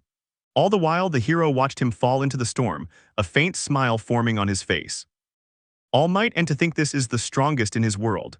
Homelander has narcissistic traits, with a need for attention and, however impossible it may sound, a love for his son. Having said that, several people turned their heads at the last mention. Uraraka, he has a child. Bakugo, who in their damn mind would want to have a child with that piece of Butcher's wife? Several people's expressions changed at the mention of this. Mina, the assassin's wife, had a child with that hero villain. It's not easy, but to put it bluntly, she was grawed by the latter. The faces of the young people turned dark after what was said. Almight, how? Butcher's wife worked for Vought, the company that created them. At an event, Homelander called her over because he wanted to talk to her privately and assaulted her. Obviously, she couldn't resist or oppose his will. When they found out she was pregnant, Vought kidnapped her. Butcher searched for her for days, weeks, even months, but a woman who also hated heroes showed him the security camera footage from the room where they had been and where Homelander assaulted her. That's when he understood everything. From then on, he harbored a deep hatred for Homelander for what he did to his wife. Almight, that sounds understandable. Midoriya, that a company would allow that. Shoto, that's horrible. A company like Vought has the potential to do so. If they found out about that, it would all be over. But now I'll show you another universe. Believe me, this isn't the worst. R.I.P. Antier. Aizawa, excuse me, sir, but which universe are we going to see? The raven-haired boy asked as he watched the celestial being place runes around the dome where the entire class and he himself were gathered. Oh, that's what I'm doing, just placing some protective runes. Midoriya, protection runes. It's best not to write them in your notebook. If some mortal were to write them down and they didn't have divine blood, your head would turn, and I wish it were only metaphorically. The boy was about to place the tip of his quill pen on his notebook when, upon hearing the celestial being's warning, he boasted of writing. Momo, and why should a being like you have protective runes if no one can see you between universes? Well, let's just say even for celestial beings, there are universal dangers. Bakugo, ha, I knew they weren't as invincible as they seemed. Almight, and what danger would exist for you? Well, I'll show them to you, but first, I'd like to bring some of your other students here to see it. I have someone in mind whose face I'd like to see in this universe. The celestial being snapped his fingers, creating a light that obscured the vision of the young people from Class A, which gradually faded until it vanished, revealing that they were some members of Class B, Class A, Class B students. Minta, I can't believe I'm saying this, but it's good to see others here. Monoma, HAHAHA, members of the weak Class A. Hahaha, what a stupid thing to do that we, the prestigious Class B, had to come and save you. A light tap on the shoulder made the blonde boy turn around, staring at the imposing, glowing figure in front of him, which to frighten the boy increased its height, becoming 3 times taller than the average adult. Kendo, God, no, I'm not God, I'm a celestial. I've brought you here so you can react to the multiverse alongside Class A Monoma. I refuse to do that. The boy quickly lost his breath when a blow to the neck knocked him unconscious. Ibara, why did you do that? Kendo, I don't want a being like that to punish me because of this guy. Come on, let's sit down. I admit this is cool. Where the hell am I? Turning their heads, the students saw professional heroes standing some distance away from where they were. The heroines are Mirko, Mount Lady, the Dragon Heroine, and the +18 heroine Midnight. Midnight, Toshi, Shota, do you know what's happening? That's all he managed to say when they noticed the celestial being behind them. Mirko, I know you're involved, come here, I'll kick your ass. Suddenly the rabbit stopped talking when the celestial being with one hand let her float. Do you have any idea why I caused this first impression? He looked at the young men for advice, but they responded by shaking their heads. Welcome, I brought you here because you will be participants in this adventure across the multiverse. Mount Lady, multiverse, ha, I thought that was a joke. Ryukyo, has anyone tried to escape? No, nobody has tried to escape. With these words, the heroine turned around, noticing the celestial leap from being behind her to being right in front of her nose. I won't harm you because if I wanted to I could have rewritten your origin instead of bringing you to this wasteland. Please take a seat wherever you like. With no other option and under that threat, the heroines listened to the being's request while it began to navigate the cosmic map. Uraraka, sir, could you tell us which universe we'll see? Well, do any of you believe in the church? A young woman with green hair who had plants growing on her head for hair quickly raised her hand and began to speak. Ibara, I believe in God and in all his works even when this work makes absolutely no sense. And you've heard of the apocalypse and that hell will be filled one day and blah blah blah, haven't you? Ibara, that day our Lord will take all those who earned heaven with him. Well, let's just say they're going to see a somewhat similar universe. Mirko, what do you mean by similar? You only need to know one thing, if he sees us there, you're going to need to have vomit bags because you're going to feel that all the time. Quickly, the dome's opacity vanished, revealing to all the students a sight that could only be seen in the worst nightmares. Midoriya th thighs is. Almight the Earth, welcome to Judgment Day, Miss Ibara. Could you tell everyone what this is? All the young people turned to look at the girl who had a blank stare at the sight, and without realizing it, her mouth uttered her answer. Ibara, hell on Earths. Several people froze at the clarification of the ending of one version of Earth. Sato, but what the hell happened? Ibara, the Bible said that when hell is full, the angels will sound the trumpets and the end of the world will come. But this version doesn't. Several looked at the celestial being who began to clarify the situation. Humanity wanted to expand across the galaxy, starting with a colony on Mars. During their colonization, they found an A. No one knew how it got there or why it was there, but after a series of events while trying to find Argent energy. Aizawa, excuse me, but what is that? Argent energy, or Argenta energy, is a form of energy that this civilization uses to reign between dimensions. May travel between dimensions with energy. I need to try that. Midoriya, Hatsumesan, how long have you been here? May, I've been here since they saw that superhero villain universe, but I stayed in the background out of boredom. But using energy like that, the number of babies I can make. Don't get too excited, that energy comes from hell. When humanity tried to use it, they opened a portal directly to hell, eventually dominating the surface of Mars. May, no risk, no reward. That's what they said. Kirishima, and what happened to Earth? Part of the demonic invasion was eliminated on Mars, but another part of it reached Earth and wiped out millions of people. Aizawa, at least it's good to know that the special forces of that world were able to defeat them. Who said anything about special forces? Todoroki, who else stopped the invasion? That's why we're going to see it. The boys were transported to what appeared to be a neighborhood, where there was rubble, blood, and several destroyed houses scattered throughout. Kaminari, so what are we doing here? SHHH, look. The instant he said this, everyone in the dome saw what appeared to be a soldier with a helmet and strange suit running down the middle of the street, carrying a shotgun. Uraraka / Mina, a soldier. He's a Marine. Ryukyo, does it look like it's running away from something? Close, but not. Everyone witnessed him looking all around when he seemed to have found what he was looking for, a house that was one of the few that were not destroyed. Upon entering and searching everywhere, he found nothing. Things were scattered all over the place. When he entered the kitchen, he saw a scene that everyone could describe in various ways. Brutal, aberrant, disturbing, sad. But they were all experiencing a single heartbreaking. There was a woman, or what appeared to have been a woman, with her face devoured, her intestines wide open. A pile of flesh that few identified as the silhouette of a small child, no older than 9 years old, and the head of a rabbit separated from its carcass. Uraraka, the demons did that to your family. Bakugo, well, it's the guy's fault. He went off to play the soldier instead of taking care of his family. I was on Mars. They sent me there as a prisoner for hitting my superior officer when he refused to fire on some protesters. As punishment, they sent me there, and that's when the invasion began. The ashen-faced man's expression changed when he received the full details of the incident. He didn't show it at first glance, but he was filled with remorse inside. Bakugo, PFFF, I'd better think about it next time. Everyone saw the man begin to breathe heavily as he seemed about to burst into tears, pounding the floor with his hands. Mina, poor thing, she said, with tears welling up in her eyes. Little by little they heard her breathing intensify until when they looked up, they saw that it wasn't breathing from sadness, but rather a look on her face that showed only rage, hatred, anger, and fury. Doomguy, rip and tear. Mirko, anger blinds him. Doomguy, shred and rips. Midnight, I think it's more than that. Doomguy, I will destroy and tear apart every single one of you. The young men watched as the man put on his helmet and grabbed his shotgun to leave what had once been his home, but not before taking a photograph from a frame and leaving determined to take revenge. He's the Marine from Doom. Jiro, what kind of title is that? The ancient name the demons used for their nightmare. Ibara's nightmares. Demons can't fear that. Kendo, from what they said, I thought they were just exaggerating about the cruelty of these worlds. Aizawa, and where is he going? I had returned home when I finished with the Icon of Sin. Mount Lady, Icon of Sin, a being whose mere existence alters reality on Earth. Kaminari, I think that explains the red sky and the amount of fire in the area. Ibara, does that mean I killed a being that powerful, Takami, and now he's going to kill them all? Well, when what happened to his family occurred, there was a new invasion and he had to return to Mars to end it, but there was a catch. Toru, what kind of detail? The only way to get rid of them was to prevent them from finding a way back. Minta, I didn't understand anything. The demons are looking for ways to escape from hell, and the only way was to eliminate those who would seek a way out. Momo, that means.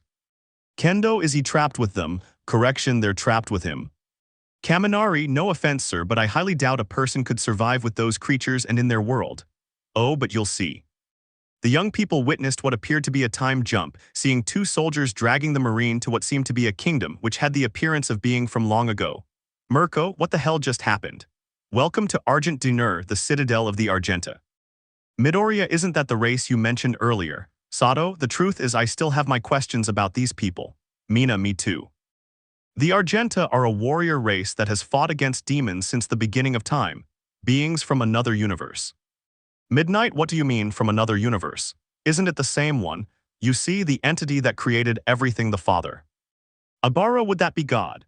Yes, God created infinite worlds and he traverses and manages everything among them. He threw a spear to the earth, filling it with chaos and cataclysm for centuries, giving birth to beings of magic who dominated the earth, the ancients, beings who dominated the earth, and when they fought among themselves and finally perished, they emerged from the steppes, created the sword, and with the blessing of the primordial beings claimed dominion of territory by right of blood. Kendo Momo, they took what was theirs by right of blood. Yes, if you want the quickest answer, that's what they did. They were guided by a sense of justice, but they still had internal conflicts as well as barbarian tribes trying to seize their relics, and the chance of the apparitions threatened to drive them mad. But they created the Order of the Sentinels of the Night. Kaminari, but if they were so good, why aren't they around anymore? It was then that beings of white porcelain from a world above theirs would arrive and visit them with gifts for D'nur. Ibarra are those angels. Don't misunderstand their intentions, for they died because of them. Ibarra, but they're angels, they weren't like I imagined, but they're beautiful. Those angels, admiring the actions of the Argenta and their conviction, wanted to bring order to their world. Nothing they used worked. Swords or shields were unable to penetrate their bodies, for they seemed detached from mortality, capable of traveling through time and space. Kirishima, well, if it sounds like something an angel would do. For the people of Argent, death would no longer be the end, and it was then that they were named Maker, adopting their doctrines with the opportunity to find eternal rest. Kaminari, that sounds great. Kirishima, besides they know them, it's safe. Bakugo, not so fast, idiots, it's obvious there's something here. And he's not wrong, he continued.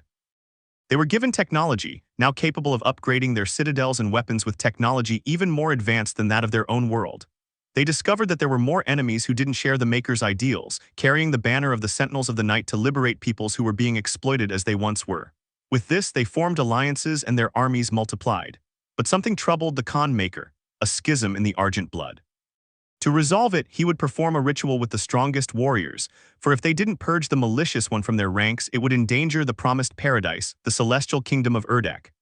Ibarra, you only have to ask the Lord for forgiveness and he will surely forgive you if that is what your hearts dictate. The Dark One was not among them, at least not yet, but the danger from him was diminishing until only the Khan and the Order of Deeg spoke in whispers. During their conquest to ensure peace between worlds and dimensions, a stranger arrived. This stranger. Midoriya, wait a minute, the Marine found them. That's right, if you want to know what happens next, watch closely. The young men watched as one of the Sentinels handed a helmet which was stained with blood to a priest. Sentinel, we found him at the border, he was carrying this with him. Doom guy, I must destroy and tear apart each and every one of them. Almight, it seems he still has rage in him. Priest, take him to the arena with the rest. Jiro Sand, is he a slave now? Let's skip ahead a bit, about 10 minutes. With a snap of their fingers, they saw all the men in the arena lying on the ground, covered in blood, their faces red from the blows the Marine had delivered in their brief battle. Lita, I understand he's a Marine, so his training must be superior, but defeating dozens like that and not looking tired is unrealistic. Priest, you fight well, stranger. Doom guy, those things are everywhere. Khan Maker, come with us, I'd like to know more about those others you're talking about. Everyone saw the priest from before, take him to the Khan's side. Mina, it seems they're going to help him. They might finally defeat those demons for good. Oh no. They all turned to look at the celestial being who, without saying anything more, with a movement took them to another time. They didn't know the context, but they saw how debris was falling everywhere and how the Sentinels fought without ceasing. Todoroki, is this an attack? Upon surveying the battlefield, they were bewildered by the endless hordes of demons who were accompanying a demon titan which walked about as if nothing was wrong, knocking down structures everywhere. Kaminari/Minta, he's a freaking giant. Almight, that thing is almost as big as Gigantomachy, no, it's even bigger than him. Quick, we don't have much time. Everyone watched as a priest named Maker escorted the Marine to a machine which appeared very powerful at first glance. May, what is that? The divinity machine, the one Maker spoke about with the king a long time ago. Shaoji, he's going to put it in there. Everyone watched as the man, without hesitation, entered the strange sarcophagus to see the priest who was at the controls. Now everyone will fear you. The last thing they heard was the man screaming in pain inside that machine. Ibarra, did she purge her sins? No, he turned him into a god. Ibarra, that's blasphemy. Do you think I'm exaggerating? Everyone saw that the Marine emerged from that machine unharmed and wearing sentinel armor. He set out to fight the rest of the infernal armies. Kirishima, okay, I admit it, that's very manly. You think that's VARINOL.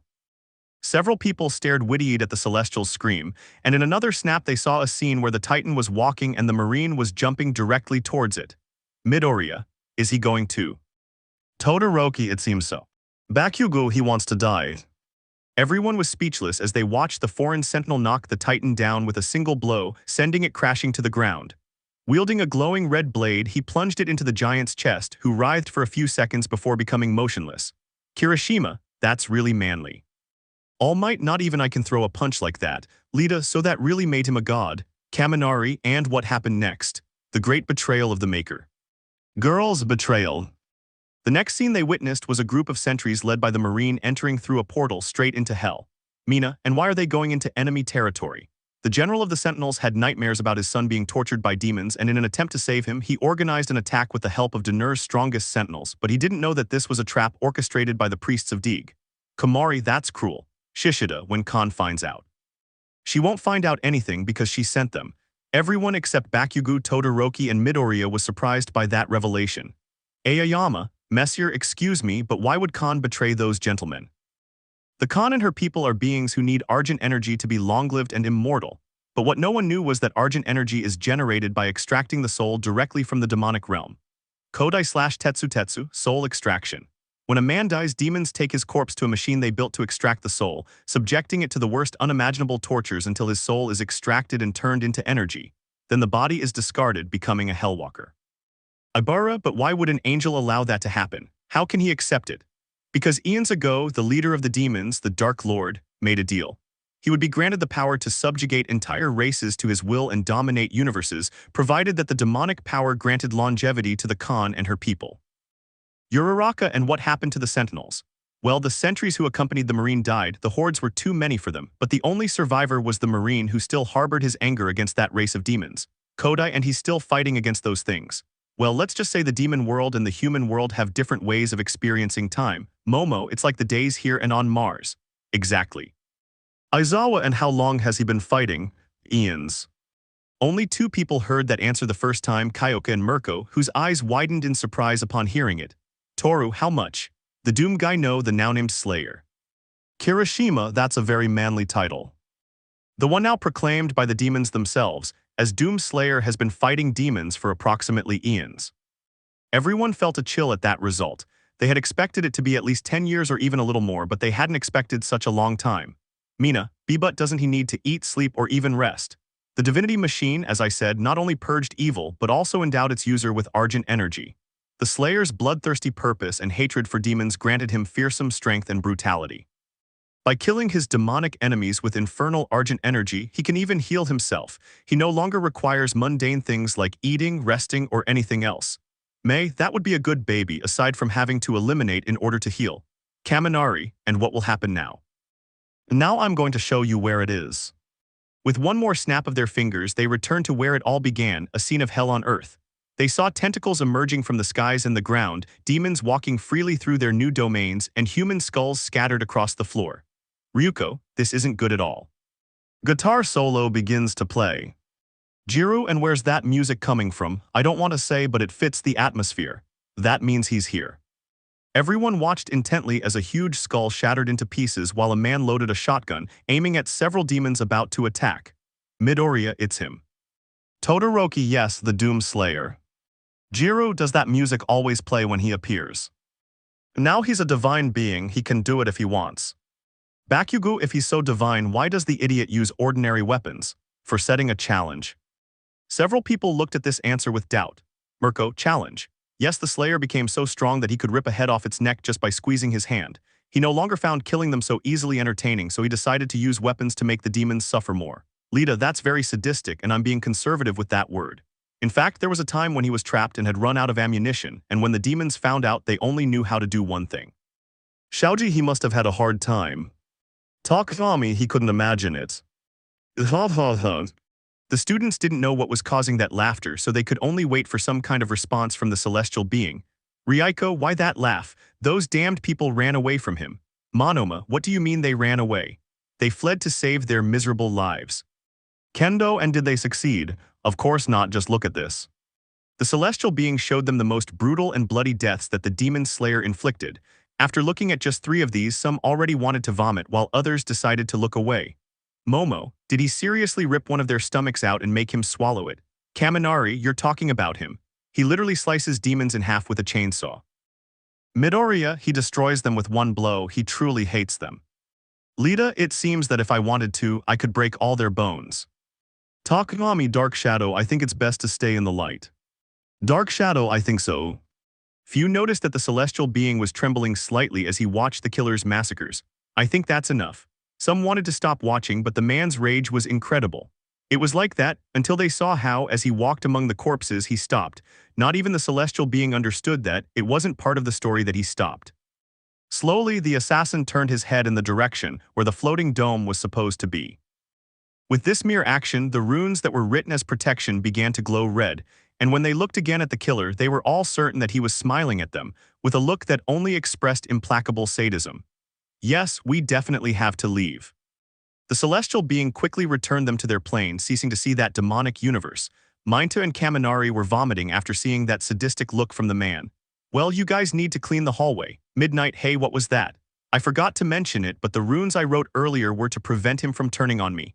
Midoriya, wasn't it to avoid demons? The demons aren't the problem is that he can travel between universes, and how we've acted or not acted can kill all the Watchers.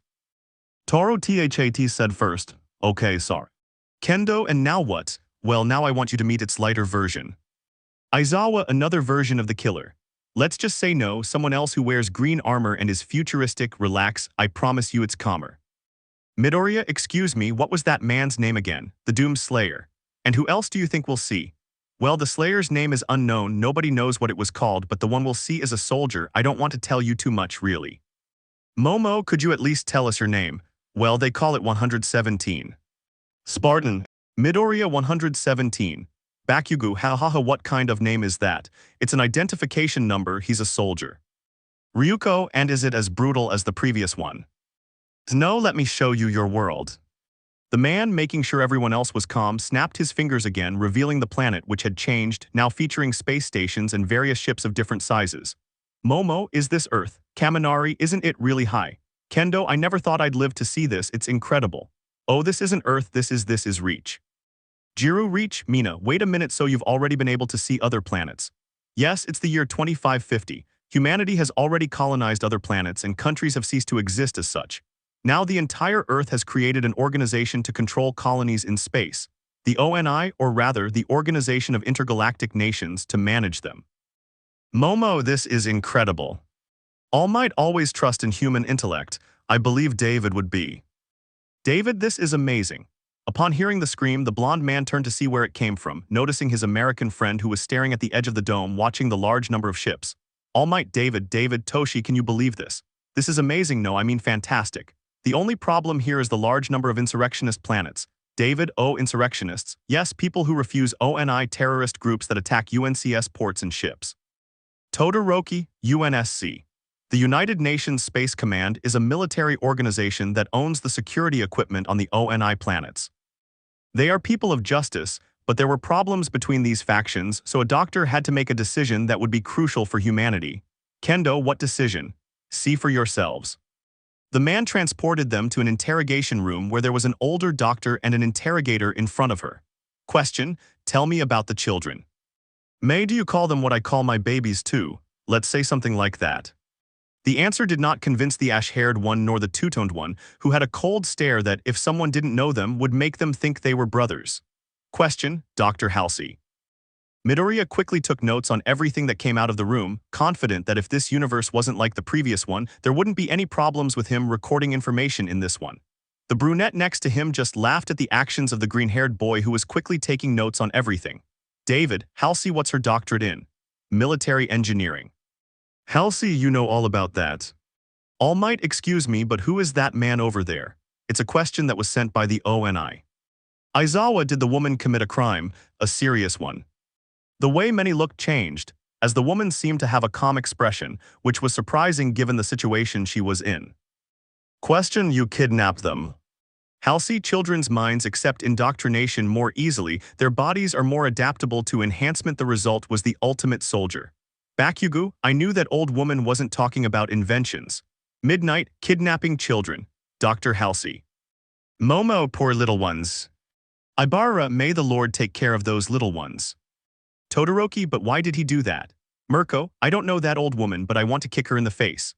Well, with the growing insurrection on planets in the Outer Rim, the UNSC Navy wanted to create a special forces group composed of biochemically modified soldiers. It had moderate success but was disbanded years later. However, its legacy lived on in the form of programs called Spartan, and it was named Spartan 1 and was under the directive of ONI Section 3. Almight, did they know about this? They ordered its creation. The Orion soldiers, or Spartan 1, were under the command of Naval Special Warfare, and were made up of volunteers, the best of the best, who took on missions of counterinsurgency, infiltration, unconventional warfare, direct action among others, to whom they were given physical, reasoning, health, and accelerated learning enhancements, a longer training that lasted, and being placed on active. David, I didn't expect them to use technology like that. May, I like this progress but not using children for this. Initially it was with adult soldiers, as I said it was volunteers, but they closed it due to lack of budget, low reliability, and low staff retention. Momo, that's what was expected, but what happened next? Kendo, yes, she said it was Project 1 and she said it was for volunteers, but they're accusing the woman of kidnapping children. I'm glad they didn't get away with it. Well, after the deactivation of Project Spartan 1 in 2506, counterinsurgency tactics became difficult for the UNSC to control. Naval intelligence foresaw a massive war between colonies. Dr. Catherine Halsey predicted a devastating future if they didn't act up to 30 years of war and 5 billion deaths if they did nothing. Thus, Project Spartan II was seen as a hope to avoid that future. The doctor's proposal was radical, selecting children with unique physical and mental characteristics, training them from a young age with military values. Obviously, it was done in secret due to its dark nature. Her innovation was the exoskeleton that protected the user and enhanced their strength in combat. David, it's never good when there's an although. It required modifying the participants, turning them into subjects of experimentation. Despite the risks and questionable ethics, the ONI approved the project, prioritizing safety over ethics. Lita, and how many children did they take? The delegate spoke with fear of knowing the answer, something that could be seen on the faces of the other students and teachers. Initially, it was funded for 300 candidates. Many could not believe the number of children they had to kidnap to carry out this experiment. Later, they reduced it to fewer candidates. By 2517, they already had the data of the participants from the UNSC vaccination program. Although the funds were reduced, 65 children, both boys and girls aged 6, were kidnapped. The use of clones by Dr. Halsey was the most controversial, accusing her of being unnecessary and of doing it for personal and moral reasons, seeking to ease her own conscience by offering supposed comfort to the families of the kidnapped. Ryuko, how are these universes capable of doing that? Toru, you said it wasn't going to be like the last one, and the story of the Halos is still missing. So you what? Later on, first I'll give you the context for everything, otherwise you won't understand me. Mina, and it wasn't. In part, let's say she knew the consequences, but it was that or the fate of the people on those planets. Uraraka, a greater good. Aizawa, a path of pain filled with good intentions. Midoriya, and what happened next?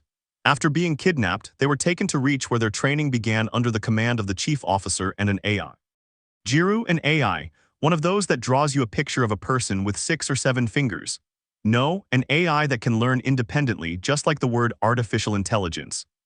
May, that's amazing. To separate them from their previous lives, they were given new names, combining their first name with a number and leaving their surnames behind. In the military complex, the children were educated with harsh training that challenged their minds and bodies, combining education in diverse areas. Despite this, their commander instilled discipline and moral values in them.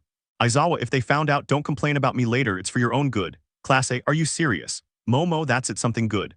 Another thing that happened is that they were assigned to teams, so the children saw each other as a family. Many felt sorry for them, especially after learning how they identified as brothers. Everything was going relatively well until they made first contact. Lita, first contact, Ajiro, with whom? Listen. Halsey, thanks to our success when the Covenant attacked, we were prepared. Mina, the Covenant, what's that? Almight, wait, they attacked them. Todoroki, excuse me, but can you explain what this Covenant is? Well, the Covenant is a faction composed of several alien species with a religious purpose. When they found humanity on a planet, they set out to annihilate them. David, why? They believed that humanity would prevent their great journey. Sato, great trip. The Great Journey was a false promise created by the prophets, aliens who believed that a race predating all others, the Forerunners, had bequeathed their inventions to them and that they would be blessed with eternal life upon completing this journey. They believed that humans did not deserve this fate nor the technology they left behind. Lita, they are cruel. Toru, I wish humanity had put up a fight. The truth is that despite numerous attempts, humanity was losing planet by planet in just a matter of hours. Jiru, in HOURS. You see, when Dr. Halsey deployed the Spartan Eyes, people felt it was a miracle since their enhancements and armor could stand up to the Covenant, but nobody ever asked, where did these guys come from? Questioner Dr. Halsey, you're manipulating history to your advantage and you know it. You developed the Spartans to fight the insurrection, not to fight the Covenant. Halsey, when one human world fell after another, when only my Spartans stood between humanity and extinction, nobody cared because they were created to start. Question, do you think your actions were ultimately justified? Halsey, my work saved the human race. David, it's difficult. Momo, I kidnapped children, but if I hadn't, they would all have died. Jiro, but I created them to fight against humanity itself. Midoriya, these dilemmas are complicated. Question, do you think the Spartans' lack of humanity was helpful? May, lack of humanity. Takami, that's to be expected if they didn't have a normal childhood. Halsey, what are you after? Those who came before you were naval intelligence, but you're different, you want to replace him. Question, reports indicate that the Spartans showed mild antisocial tendencies, difficulties socializing, and Halsey, reports indicate efficient behavior in dangerous situations. I provided the tools for that efficiency. Almight, they complete 100% of their missions. Question, but do you think Master Chief succeeded because deep down he wasn't entirely human? Midoriya, Master Chief. Aizawa, he seems to be the most senior of them all. Zero, I don't know, but it's a great title.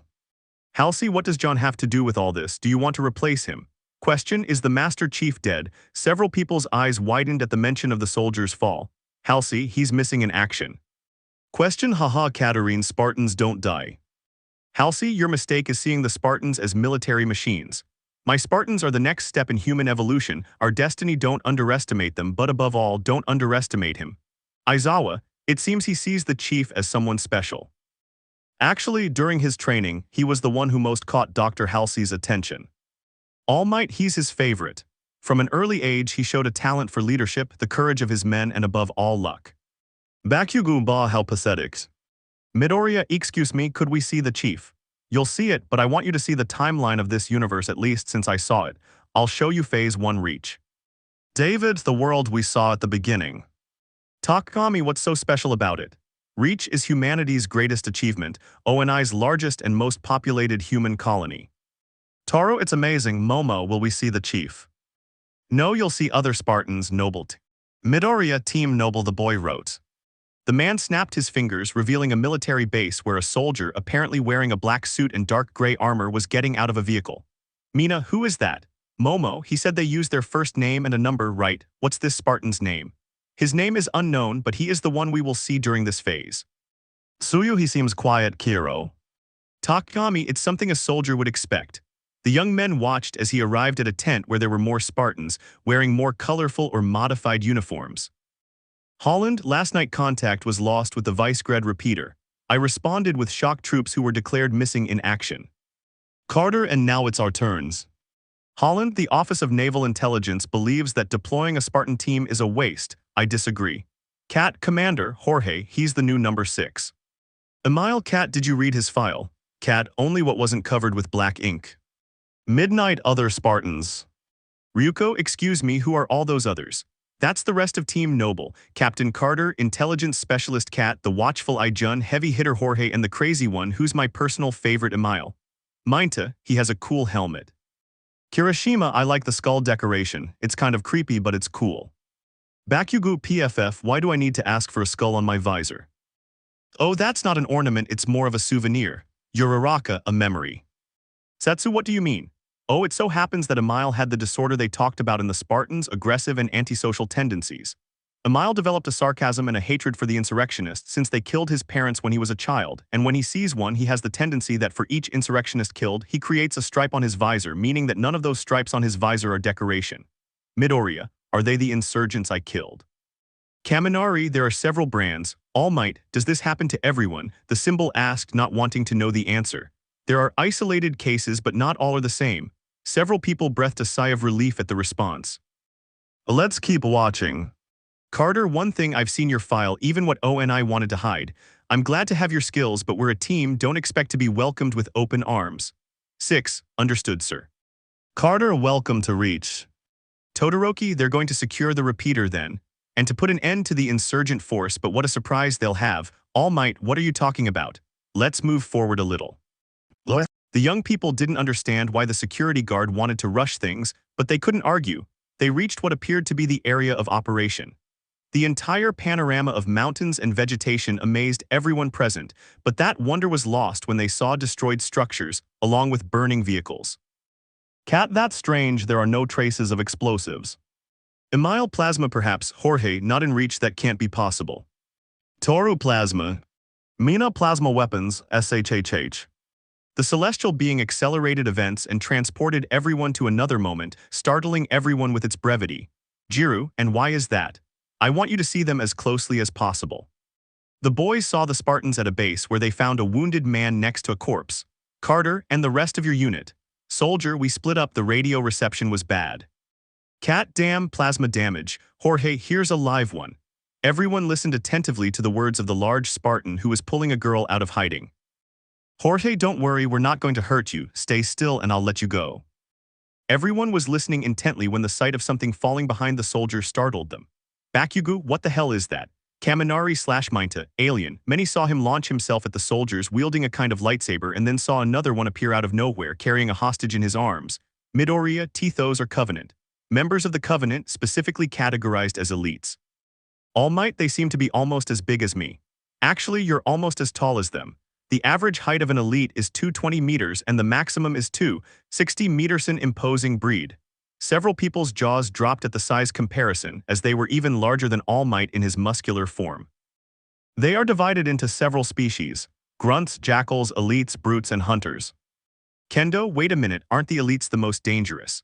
Oh no, they are the most well-known soldiers and the most well-known force to humanity, but the brutes are like giant gorillas, at most 260 meters tall, capable of carrying half a ton with one hand. Many broke out in a cold sweat at the clarification.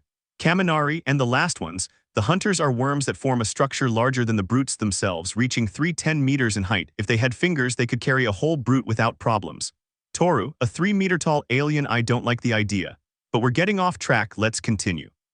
Midoriya, what happened? Well, after communicating the Covenant's presence on Reach, they organized an attack on an area that already had anti-aircraft artillery installed, resulting in success, or something like that. Bakugu, explain yourself. The man snapped his fingers, indicating that a ship was heading to attack an anti-aircraft gun, firing and shooting it down. Many laughed at this victory, but their smiles vanished as quickly as they came when they witnessed a beam of light pierce the ship without incident, causing it to explode and fall in flames. Upon looking at the source of the beam or what caused it, many felt a sensation they might call thalassophobia. Upon seeing a ship that covered a large part of the sky, turning what was a moment of day into night. Mirko, what the hell is that thing? The Covenant corvettes. Setsuno, they travel in that. No, the Covenant has even bigger ships. Todoroki, and how do you plan to get rid of that thing? Well, with some ships they were able to enter and load a bomb that they would detonate remotely. Midnight, that's a good idea. Takami, yes, it could be good if that thing has a power supply. It's not as happy as it seems. The man showed the Spartans 6 and Jorge in the ship with the bomb. Jorge, shit, well 6, I have good news and bad news, the board is fried. 6 and the good ones. Jorge, those were the good ones, he said as he took off his helmet. The bad ones are that the bomb can't start the countdown system. It has to be activated manually. Listen, Reach has been good to me. Let me do this. Many initially didn't grasp the gravity of the moment until they heard the Spartan's heavy words and had an idea of what he was going to do. Everyone saw how in a handshake, the larger Spartan picked up his friend and let him go, dropping him to the planet. Jorge, tell them to take advantage of it. Some of the girls watched the scene sadly, while after a few seconds they heard tears behind them, coming from the red-haired boy and the armored man who were comforting each other in an embrace. Ryuko, it's regrettable that that man has been lost. MT. Lady, at least they saved the planet. Some were just beginning to smile when they were interrupted. Communication, I detect several signs of slipspace breakdown. Communication 2, I detect several enemy signals. Communication 3, there are too many.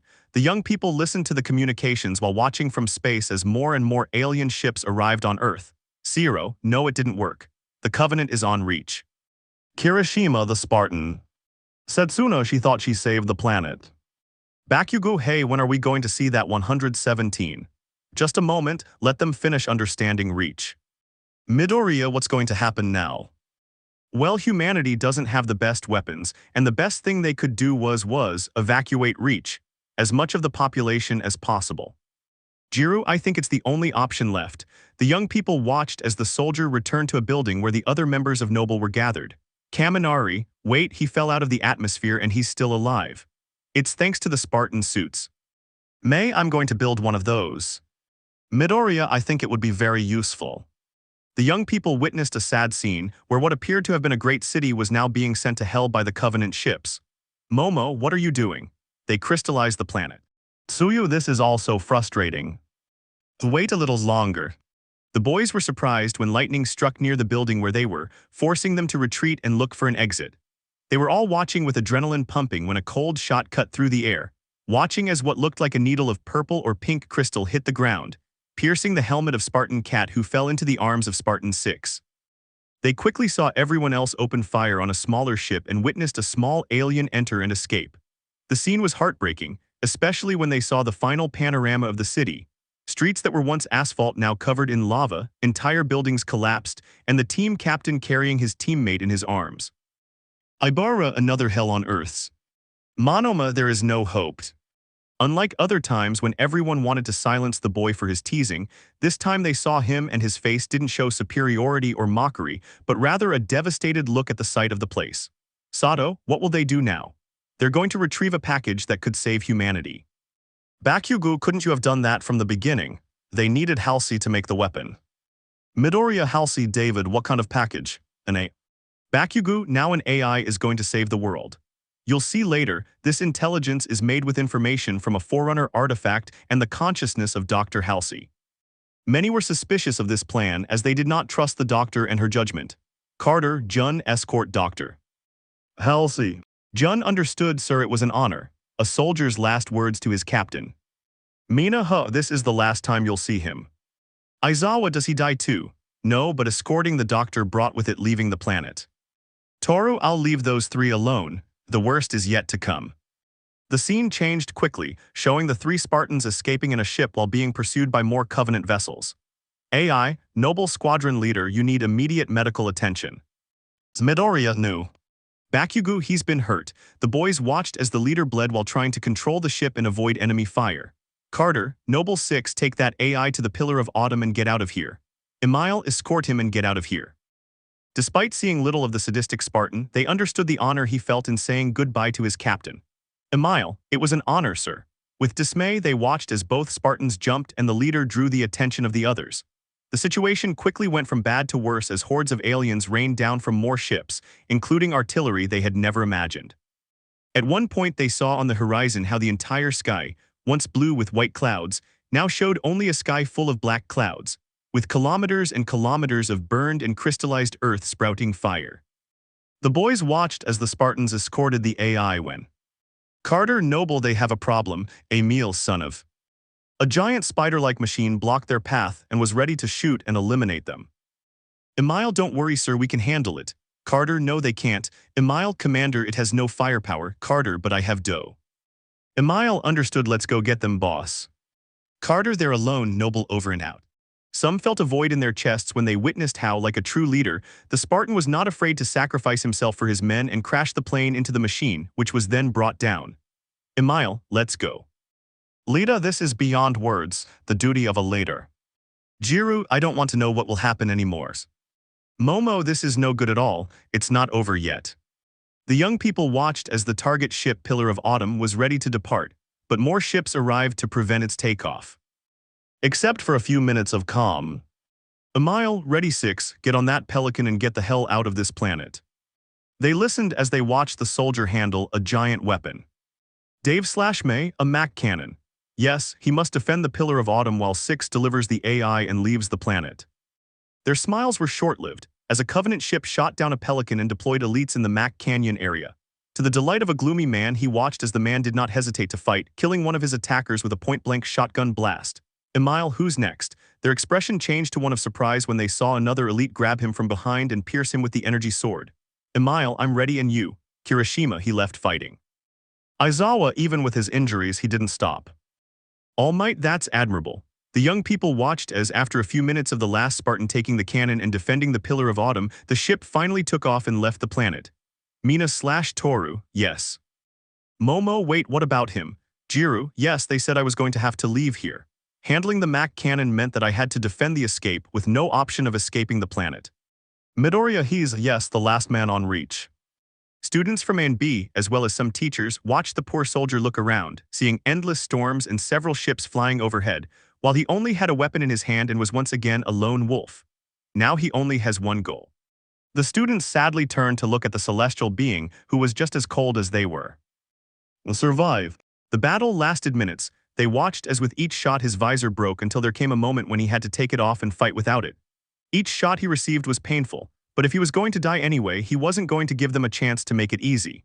They watched helplessly as several Covenant forces rushed at him, ultimately killing the last Spartan and the last human on Reach. Reach, a major colony, ONI's largest, with the largest population and the largest planet the Covenant crystallized. Midoriya, but if it was something so important, why wasn't the chief helping them? ONI sent him, but he was on the other side of the planet helping with missions to protect civilians and evacuate them. In fact, they were already on the Pillar of Autumn. Midnight, I think the only good thing about this is seeing that those civilians escaped and got to safety along with the AI. No. Most people already knew that if the security guard denied something, it meant it was worse. Now we go to Phase 2, the Halo. The boys were watching the Pillar of Autumn spaceship drift through space when a jolt startled them. Bakugu, now what? The Covenant never lost them when they left Reach. What they did was jump in slipspace until they emerged at a random point. Jiru, why? They thought they had lost them, but they found this. The young people looked and saw that next to a planet, there was a kind of ring that could not have been built, especially if it had been there for millennia. I present to you the Halo. Dave, it's magnificent. May the beauties. Their magnificence was short-lived, when another jolt jolted them from their thoughts. Keys, Cortana, wake him up. Short, yes, sir. Momo and AI, it's the AI that saved Noble 6. Toru, Cortana. Minta, it's kind of hexy, and you haven't seen the one from the Reclaimer saga. Minta has nothing. The boys watched as a Spartan in green armor and a gold visor emerged from a capsule, while a melody began to play from who knows where. Jiru, that sounds good, the girl said, appreciating the melody. The other boys listened to this with unparalleled calm, until a loud noise made them jump from where they were. When they looked back, they noticed the celestial being kneeling before the melody until it ceased, and they continued watching the Spartan trying to reach the captain and the AI. They watched as the ship was destroyed more and more until the boss appeared before Cortana and Keys. Cortana, did you sleep well? Master Chief, no, thanks to you. Midnight, it seems they don't get along very well. Ryuko, why would that be? They remained silent and continued watching until they reached a point where the chief had to protect Cortana and the other Marines, faced with the desperate idea of landing the Pillar of Autumn on the ring and escaping in an escape pod. Takami, that's suicidal. Momo, excuse me, but why is that ring there? Kendo, yes, that's a good question. Well, the Halo ring is a forerunner construction from the ancient civilization I told you about. Tsuyu, this got interesting. May, barely, I'm taking notes on everything. David, this information is essential. The boys watched as the man saved the Marines while taking down Covenant soldiers with incredible and superhuman strategies, even a blonde man who didn't want to admit it. Ibara, excuse me, but why was that star ring created? Oh, the Halo, it was created to safeguard DNA and species in case of activation. Jiru, activation of what? I'll show you. Well, the chief discovered that there were more survivors besides some soldiers, Sergeant Johnson and Captain Keys, who wanted to find a way out of the ring, since the communications weren't connecting with any UNSC fleet, forcing them to venture into the Halo. Jiru, was it the Covenant? No, the same ring prevented communications from getting out. Almight, why? Well, thanks to this little bastard, he said, showing guilty Spark the Monitor, a forerunner creation to keep the ring's security fully operational. Zero, what did he do? I cut off communications so that neither the Covenant nor the humans could spread the. Many expected the celestial being to finish the prayer when he took a breath and spoke. Do you like horror movies? They all nodded, doubtful on their faces at the celestial being's change of subject. I'll show you that I wanted to avoid the monitor. The boys watched as the boss arrived at a facility in the ring which turned out to be a swamp, much to the displeasure of many. Mina, EWWW, what is that place? Well, when Cortana and the chief went into the control room, looking for a way to establish contact with a ship in orbit, Cortana linked up with the ring system, collecting data and all the information she had, eventually discovering that something was wrong and the captain and the other Marines were in danger, having to go to that swamp since it was the captain's last recorded location. Many wondered because they were in danger, if not from those aliens, what could be worse? These questions increased when they saw the chief being greeted by a Marine who was shooting at him while yelling, "Marine, keep them away from me. I saw what they did to you, they won't do that to me. Mina, that guy is not sane." "Kirishima, did I see what they did to you? What does he mean?" The Celestial didn't answer, forcing everyone to watch the scene where the boss crouched down and looked at a soldier's helmet, turning his head slightly in lament. He placed a memory card in his helmet and viewed the recordings, looking at Keyes, Johnson, and several Marines in the same place, before a door was thrown open and several deformed beings rushed through, catching some and entering their bodies, rapidly deforming them. "Uraraka, what is that?" The flood, a parasite that was imprisoned on the ring. The Monitor wanted it to remain on the ring, and outside intervention could spread it. A single spore is capable of destroying planets in a matter of hours. "Mirko, I don't think a mushroom can do that. The flood is more dangerous than it seems. It's a hive mind, storing all the knowledge of whoever it infects and creating a more powerful mind." "Aizawa, is that even possible?" "You'll see later." Toru, and what happened next? Well, after trying to escape the flood-infested swamp, the chief first encountered the Monitor, who was happy because a reclaimer was at the facility and they could activate the contingency plan against this parasite. "Midoriya, a tool." "Yes, but to activate the ring I had to go through the library." Unfortunately, they had entire corridors filled with these deformed creatures. The chief fought his way through to the library and obtained the activation index.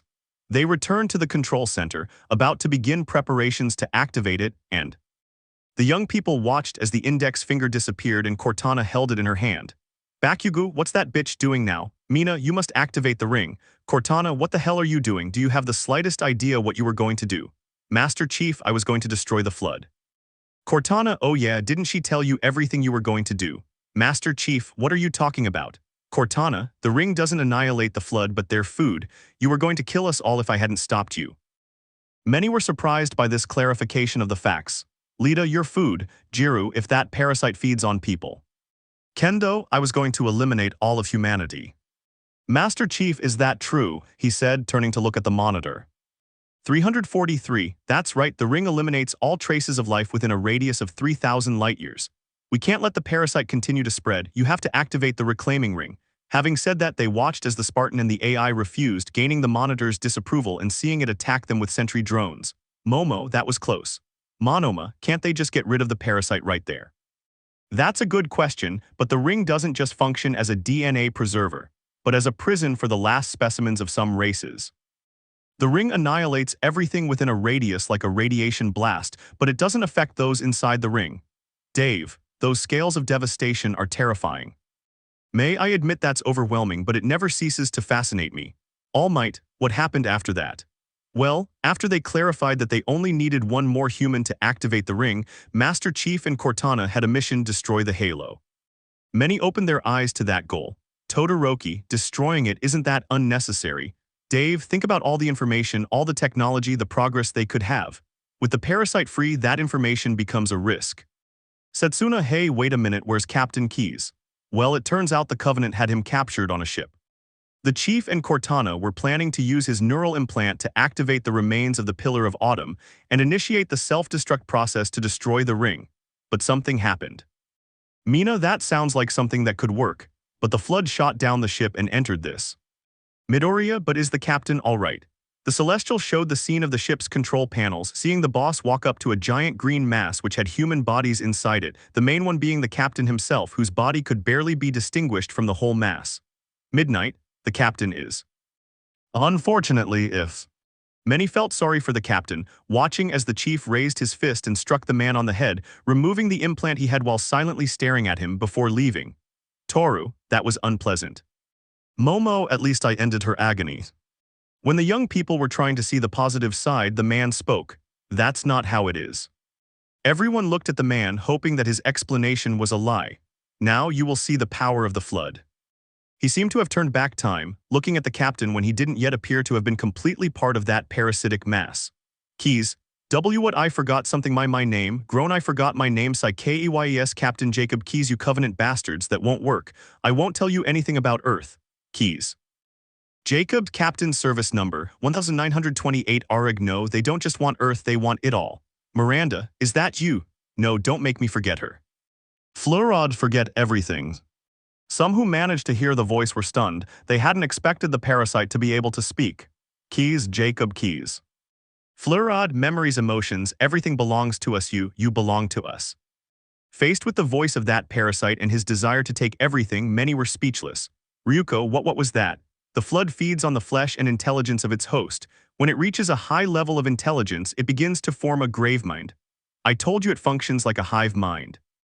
No matter how much it consumes, no matter if it renders a planet uninhabitable, if it manages to acquire the knowledge to pilot a ship, rest assured it can dominate the entire universe. Midoriya, then you must destroy the ring as soon as possible. Look. The students in classes A and B watched as the Pillar of Autumn exploded, while Master Chief and Cortana fled in a vehicle to a hangar with a ship. As quickly as they arrived, the ship took off and flew away from the ring, witnessing from space how one side of the ring began to glow, and as soon as the light went out, a large piece of the ring exploded, blowing to the other side and splitting it in half. Dave, that should be enough. Mirko, hey, what about the other MARINES? Master Chief, search for life forms. Cortana, I scanned, it's just us. The classes felt sorrow for the loss of so many men. It was a bitter feeling for them, but the silver lining was that they were able to escape. Bakugo, hey, but they didn't kill Flood, so what's so happy about it?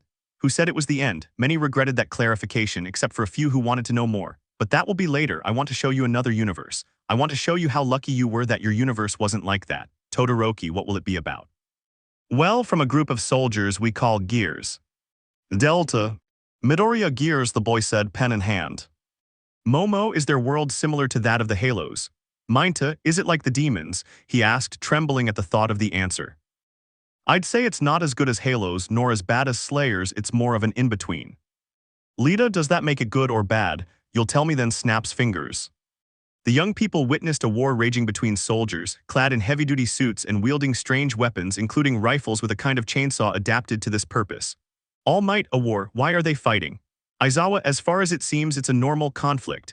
And you're right, it's a common conflict, at least for now. Bakugo, still. As soon as the boy spoke, they witnessed a kind of mutant spider emerge from the ground, which had a sort of visor adapted to its face in addition to what appeared to be weapons. Mina, what the hell is that thing? I finished speaking and then I saw what appeared to be human figures emerge from the hole I had created. This was the only human-like feature they possessed, as they also had technological components, functional weaponry, a large build, and rough grayish skin. Toru, they're horrible. Sato, excuse me, sir, what are those things? That's the Locust, a race of men, sons of subterranean men who have conflicts with the surface, the result of a failed experiment that the world wanted to hide. Bakugo ba mole men with guns, listen to this. The man snapped his fingers, covering the dome of a white screen, only able to hear an unknown voice. Frankly, aside from the fact that they want to kill every man, woman, and child, we know nothing about them. We've labeled them Locust, since this level of carnage has only been seen during plagues. They are subterranean in nature, that much is obvious. Other than that, I'm afraid, it may sound like that, but those mole men gave the surface world trouble with a continuous war of more than 15 years. The young people already accustomed to the atrocities of the multiverse did not react as they had with the previous ones, but that amount of risk left them stunned. Todoroki, and what happened? Why more than 15 years? Well, the government wanted to eliminate the Locust quickly with the Hammers of Dawn when they were overwhelmingly concentrated in a city. Tsuyu, excuse me, what are those hammers? Oh ho ho ho, the hammers are satellite weapons that use the sun's energy to concentrate a beam that fires directly at a marked target. Dave May, what Zero, and what happened? Did they succeed? Yes, but there was a problem. There were still civilians in the city, but they fired the satellites, incinerating and devastating the entire city. Momo, how awful. Kirishima, why didn't they tell you that the city still had people there? The Cog knew, but they didn't care. They wanted to stop the attack as soon as possible. Todoroki, the Cog. Yes, or by its acronym, the Coalition of Ordered Governments, a supranational and intergovernmental military collective. Jiru, these worlds are always thinking about what will attack them, and they're the ones who start their problems. Not far from some realities. Kaminari, excuse me, but who will be our protagonist? Many looked at the blonde man who, noticing this, wanted to explain himself. Kaminari, well, we've already seen the previous ones, the heroes of their worlds. I wanted to know who the hero of this one was. Thanks, Kaminari, we'll see about that. With another snap, the boys arrived at what looked like a prison where there were only open and relatively clean cells except for one at the end of a corridor. Mina, this place is disgusting. Almight, is this a prison? Ryuko, that seems like it. Midnight, looks like there's still someone here. The young people saw that in the last cell, there was a white-skinned, muscular man who seemed to ignore the fact that there were locusts above his cell. Shaoji, why do we see a criminal? Kirishima, I don't know, but it looks very manly. The boys fell silent when they saw a man open the visor of his cell and speak to him. Jack, break down the door. As soon as he said this, the door was opened by a drone that seemed to understand what it was being ordered to do and had a certain vibe. What are you doing here? Getting you out of here, take this, you'll need it. He said, throwing at her a kind of weapon and a suit identical to the one he was wearing. And what about the other prisoners? We can't leave them here. They left. Hoffman pardoned everyone. All right. Kirishima, he looks very manly, yes sir. Bakugo, you don't think it's manly, idiot, the boy said while subtly flexing his arm, trying to compare himself to the man they were looking at. Welcome back to the army, soldier. Shit. Aizawa, he speaks the same language as Bakugo. Midoriya, who are those two? Okay, now we'll get to the best part. The one in the cell is our protagonist, Marcus Bucking Phoenix, and the one who freed him is his best friend and brother in arms, James Dominic Santiago. Both are gears. After this explanation, they watched the tactics both of them used against the Locust soldiers, causing some to feel disgusted by the scenes. Sato, a helicopter. Takami, I remember they were called Ravens. Shaoji, looks like they're after them, this is a rescue mission then. Many felt sorry for the helicopter when they saw it exploding and subsequently crashing. Helicopter, there's movement below you. Upon hearing this, they paid attention, watching as the ground slowly opened up and a giant spider emerged. Todoroki, it's another one of those things, said with a calm expression. Many felt a rush of adrenaline when they saw it nearly pierce the helicopter with its claws with the soldiers inside the vehicle. Minta, sighs, that was close. Soldier, are you the Marcus Phoenix, the one who fought on the fields of his foe? Marcus, Weiss. Soldier, wow, awesome. Marcus, not really. Aizawa, at least he seems to understand the darkness of war. Almight, war is never fun, especially when it's long with so many lives lost. Many watched attentively as they arrived where a lieutenant and another group of soldiers were, who did not look very happy. Hoffman, you, a traitor like you, do not deserve to wear a uniform. Marcus, I think you're going to need a lot of help. Hoffman, stand aside, Lieutenant, I have good news. We have a plan to end this war once and for all. The sensors detect enemy movement, sir, and nearby. Many paid attention as she appeared, watching a woman who seemed to have looked with a happy expression at the man who had just been released from prison, and he too. Mina squeals, those are love eyes. Minta, I thought he gave her the eyes. The pervert hadn't even finished thinking about his response when a gunshot blew the soldier's head off next to the woman, causing many to gasp. Bakugo, you son of a bitch. Marcus, move. Hoffman, now we have the LIGHTMASS bomb. I'll take out those bastards with one shot, but it work if we don't have the target. That's why we need the resonator, to locate their tunnels so we can attack those sons of bitches in their own backyard. Marcus, now I'm furious. Bakugo, Mirko, this just got good. Many watched with surprised faces, as both hero and student crouched down to get a closer look at the hero's brutality against those blind bastards. Aizawa, I think I know who she'll want to do her internship with. Hoffman, we lost contact with Alpha Platoon. The last transmission was from Embry Square. I want you to go there, find those men, and have them activate the resonator. Lieutenant, will we have air support? Hoffman, what are you kidding? You're the help, son. Bakugo, I like the way these people talk. Mirko, same here, brat. Kirishima, didn't he tell her not to insult him? Kaminari, could they be related? Midoriya, it's been 2 universes already, and I still haven't gotten used to the look of war. The young people watched as the gears entered the sovereign's house when a young soldier spoke among the gear group. Carmen, I have a problem, something's wrong with this thing, it's jamming, see? Aizawa, that looks bad. Toshinori, I hope it doesn't happen. Everyone was stunned to see the young soldier take a shot that pierced his helmet and clearly his skull, fired by a sniper. Uraraka, I think I'm going to throw up. They all continued watching as the remaining gears annihilated the Locust while fighting their way through the area when they heard some cheers and jokes, all accompanied by gunfire. Lita, and that. Dom, looks like someone's having a great time up there. Ryukio, who has a good time in war. Oh ho ho ho ho he's. The young people stared at the screen, watching a man who appeared to be laughing amidst the pile of human corpses and locusts surrounding him. Yes, that was beautiful. Class AB, beautiful. What's your name, soldier? Cole, Private Augustus Cole, Alpha Squad, sir. Dom, Cole the train. Ryuko, it seems she was a celebrity before all that mess.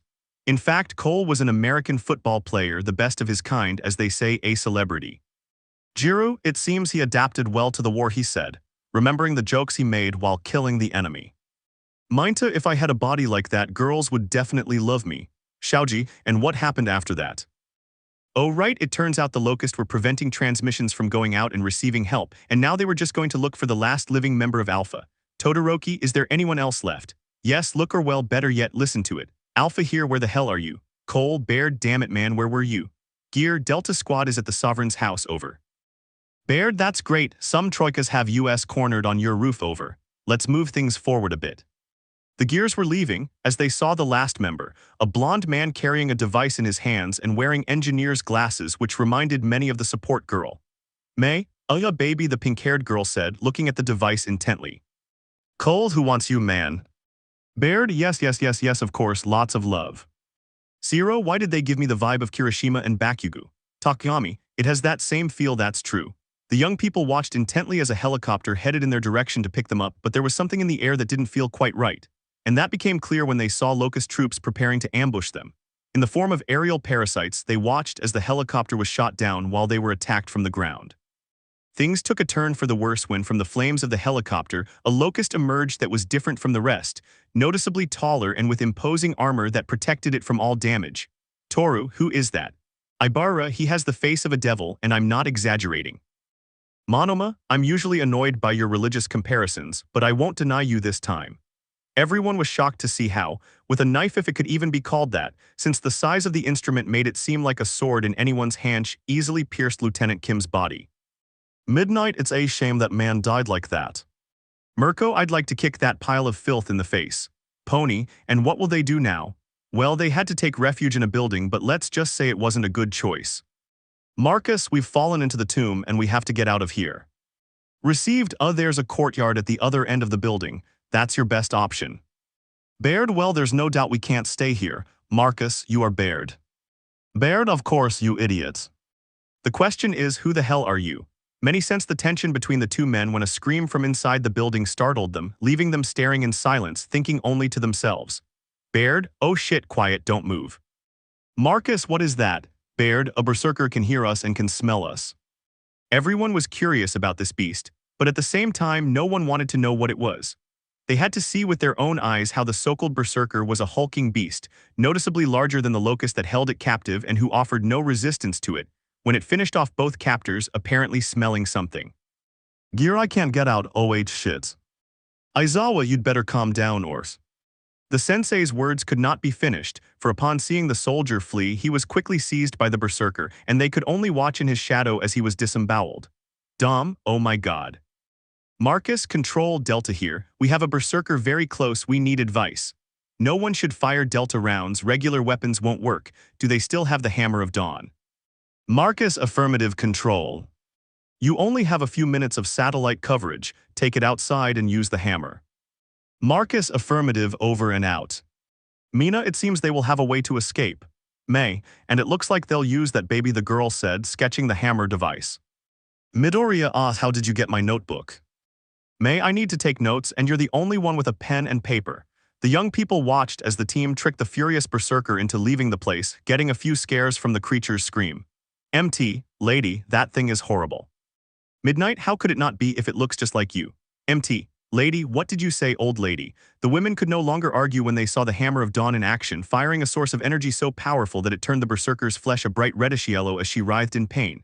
A second shot was all it took for the creature's molten body to fall to the ground. Marcus, control, this is Delta, go ahead. I'm listening, Marcus, the colonel is coming online. Hoffman reports. Marcus, we're with Alpha and we have the resonator. Hoffman, very well, await further orders. Marcus, is everyone all right? Baird, we need to get out of here, it'll be night soon. Marcus, so Hoffman, Delta, we have a secondary objective. Use the resonator on the Lethia emulsion factory west of your position, and you'll be in charge, Sergeant Phoenix, from now on. Baird, Sergeant, Marcus, roger that, there is no Raven. Hoffman, negative, the area is too dangerous for helicopters, find another route. Hoffman out. Marcus, roger that. Baird, typical, they never promote the smartest one. No, it's always the idiot who climbs the ladder, right?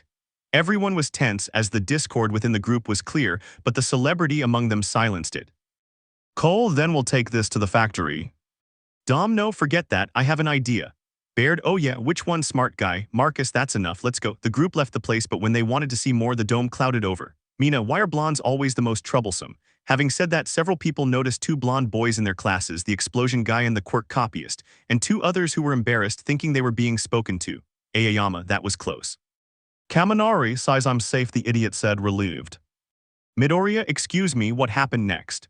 Well, I'd like to tell you more, but this conflict itself is very extensive, similar to the Halo universe and the Slayer universe. This conflict lasted at least another 30 years. Momo, and what will we see then? Okay, I'll look for it, but give me a moment. You guys chat and then you can tell me what you think of this. Let me know in the comments below if you guys want the next part. Also check out my other video that has been shown and left. Thank you for watching. If you enjoyed this video, please like and share this video. And have a fantastic day. Bye.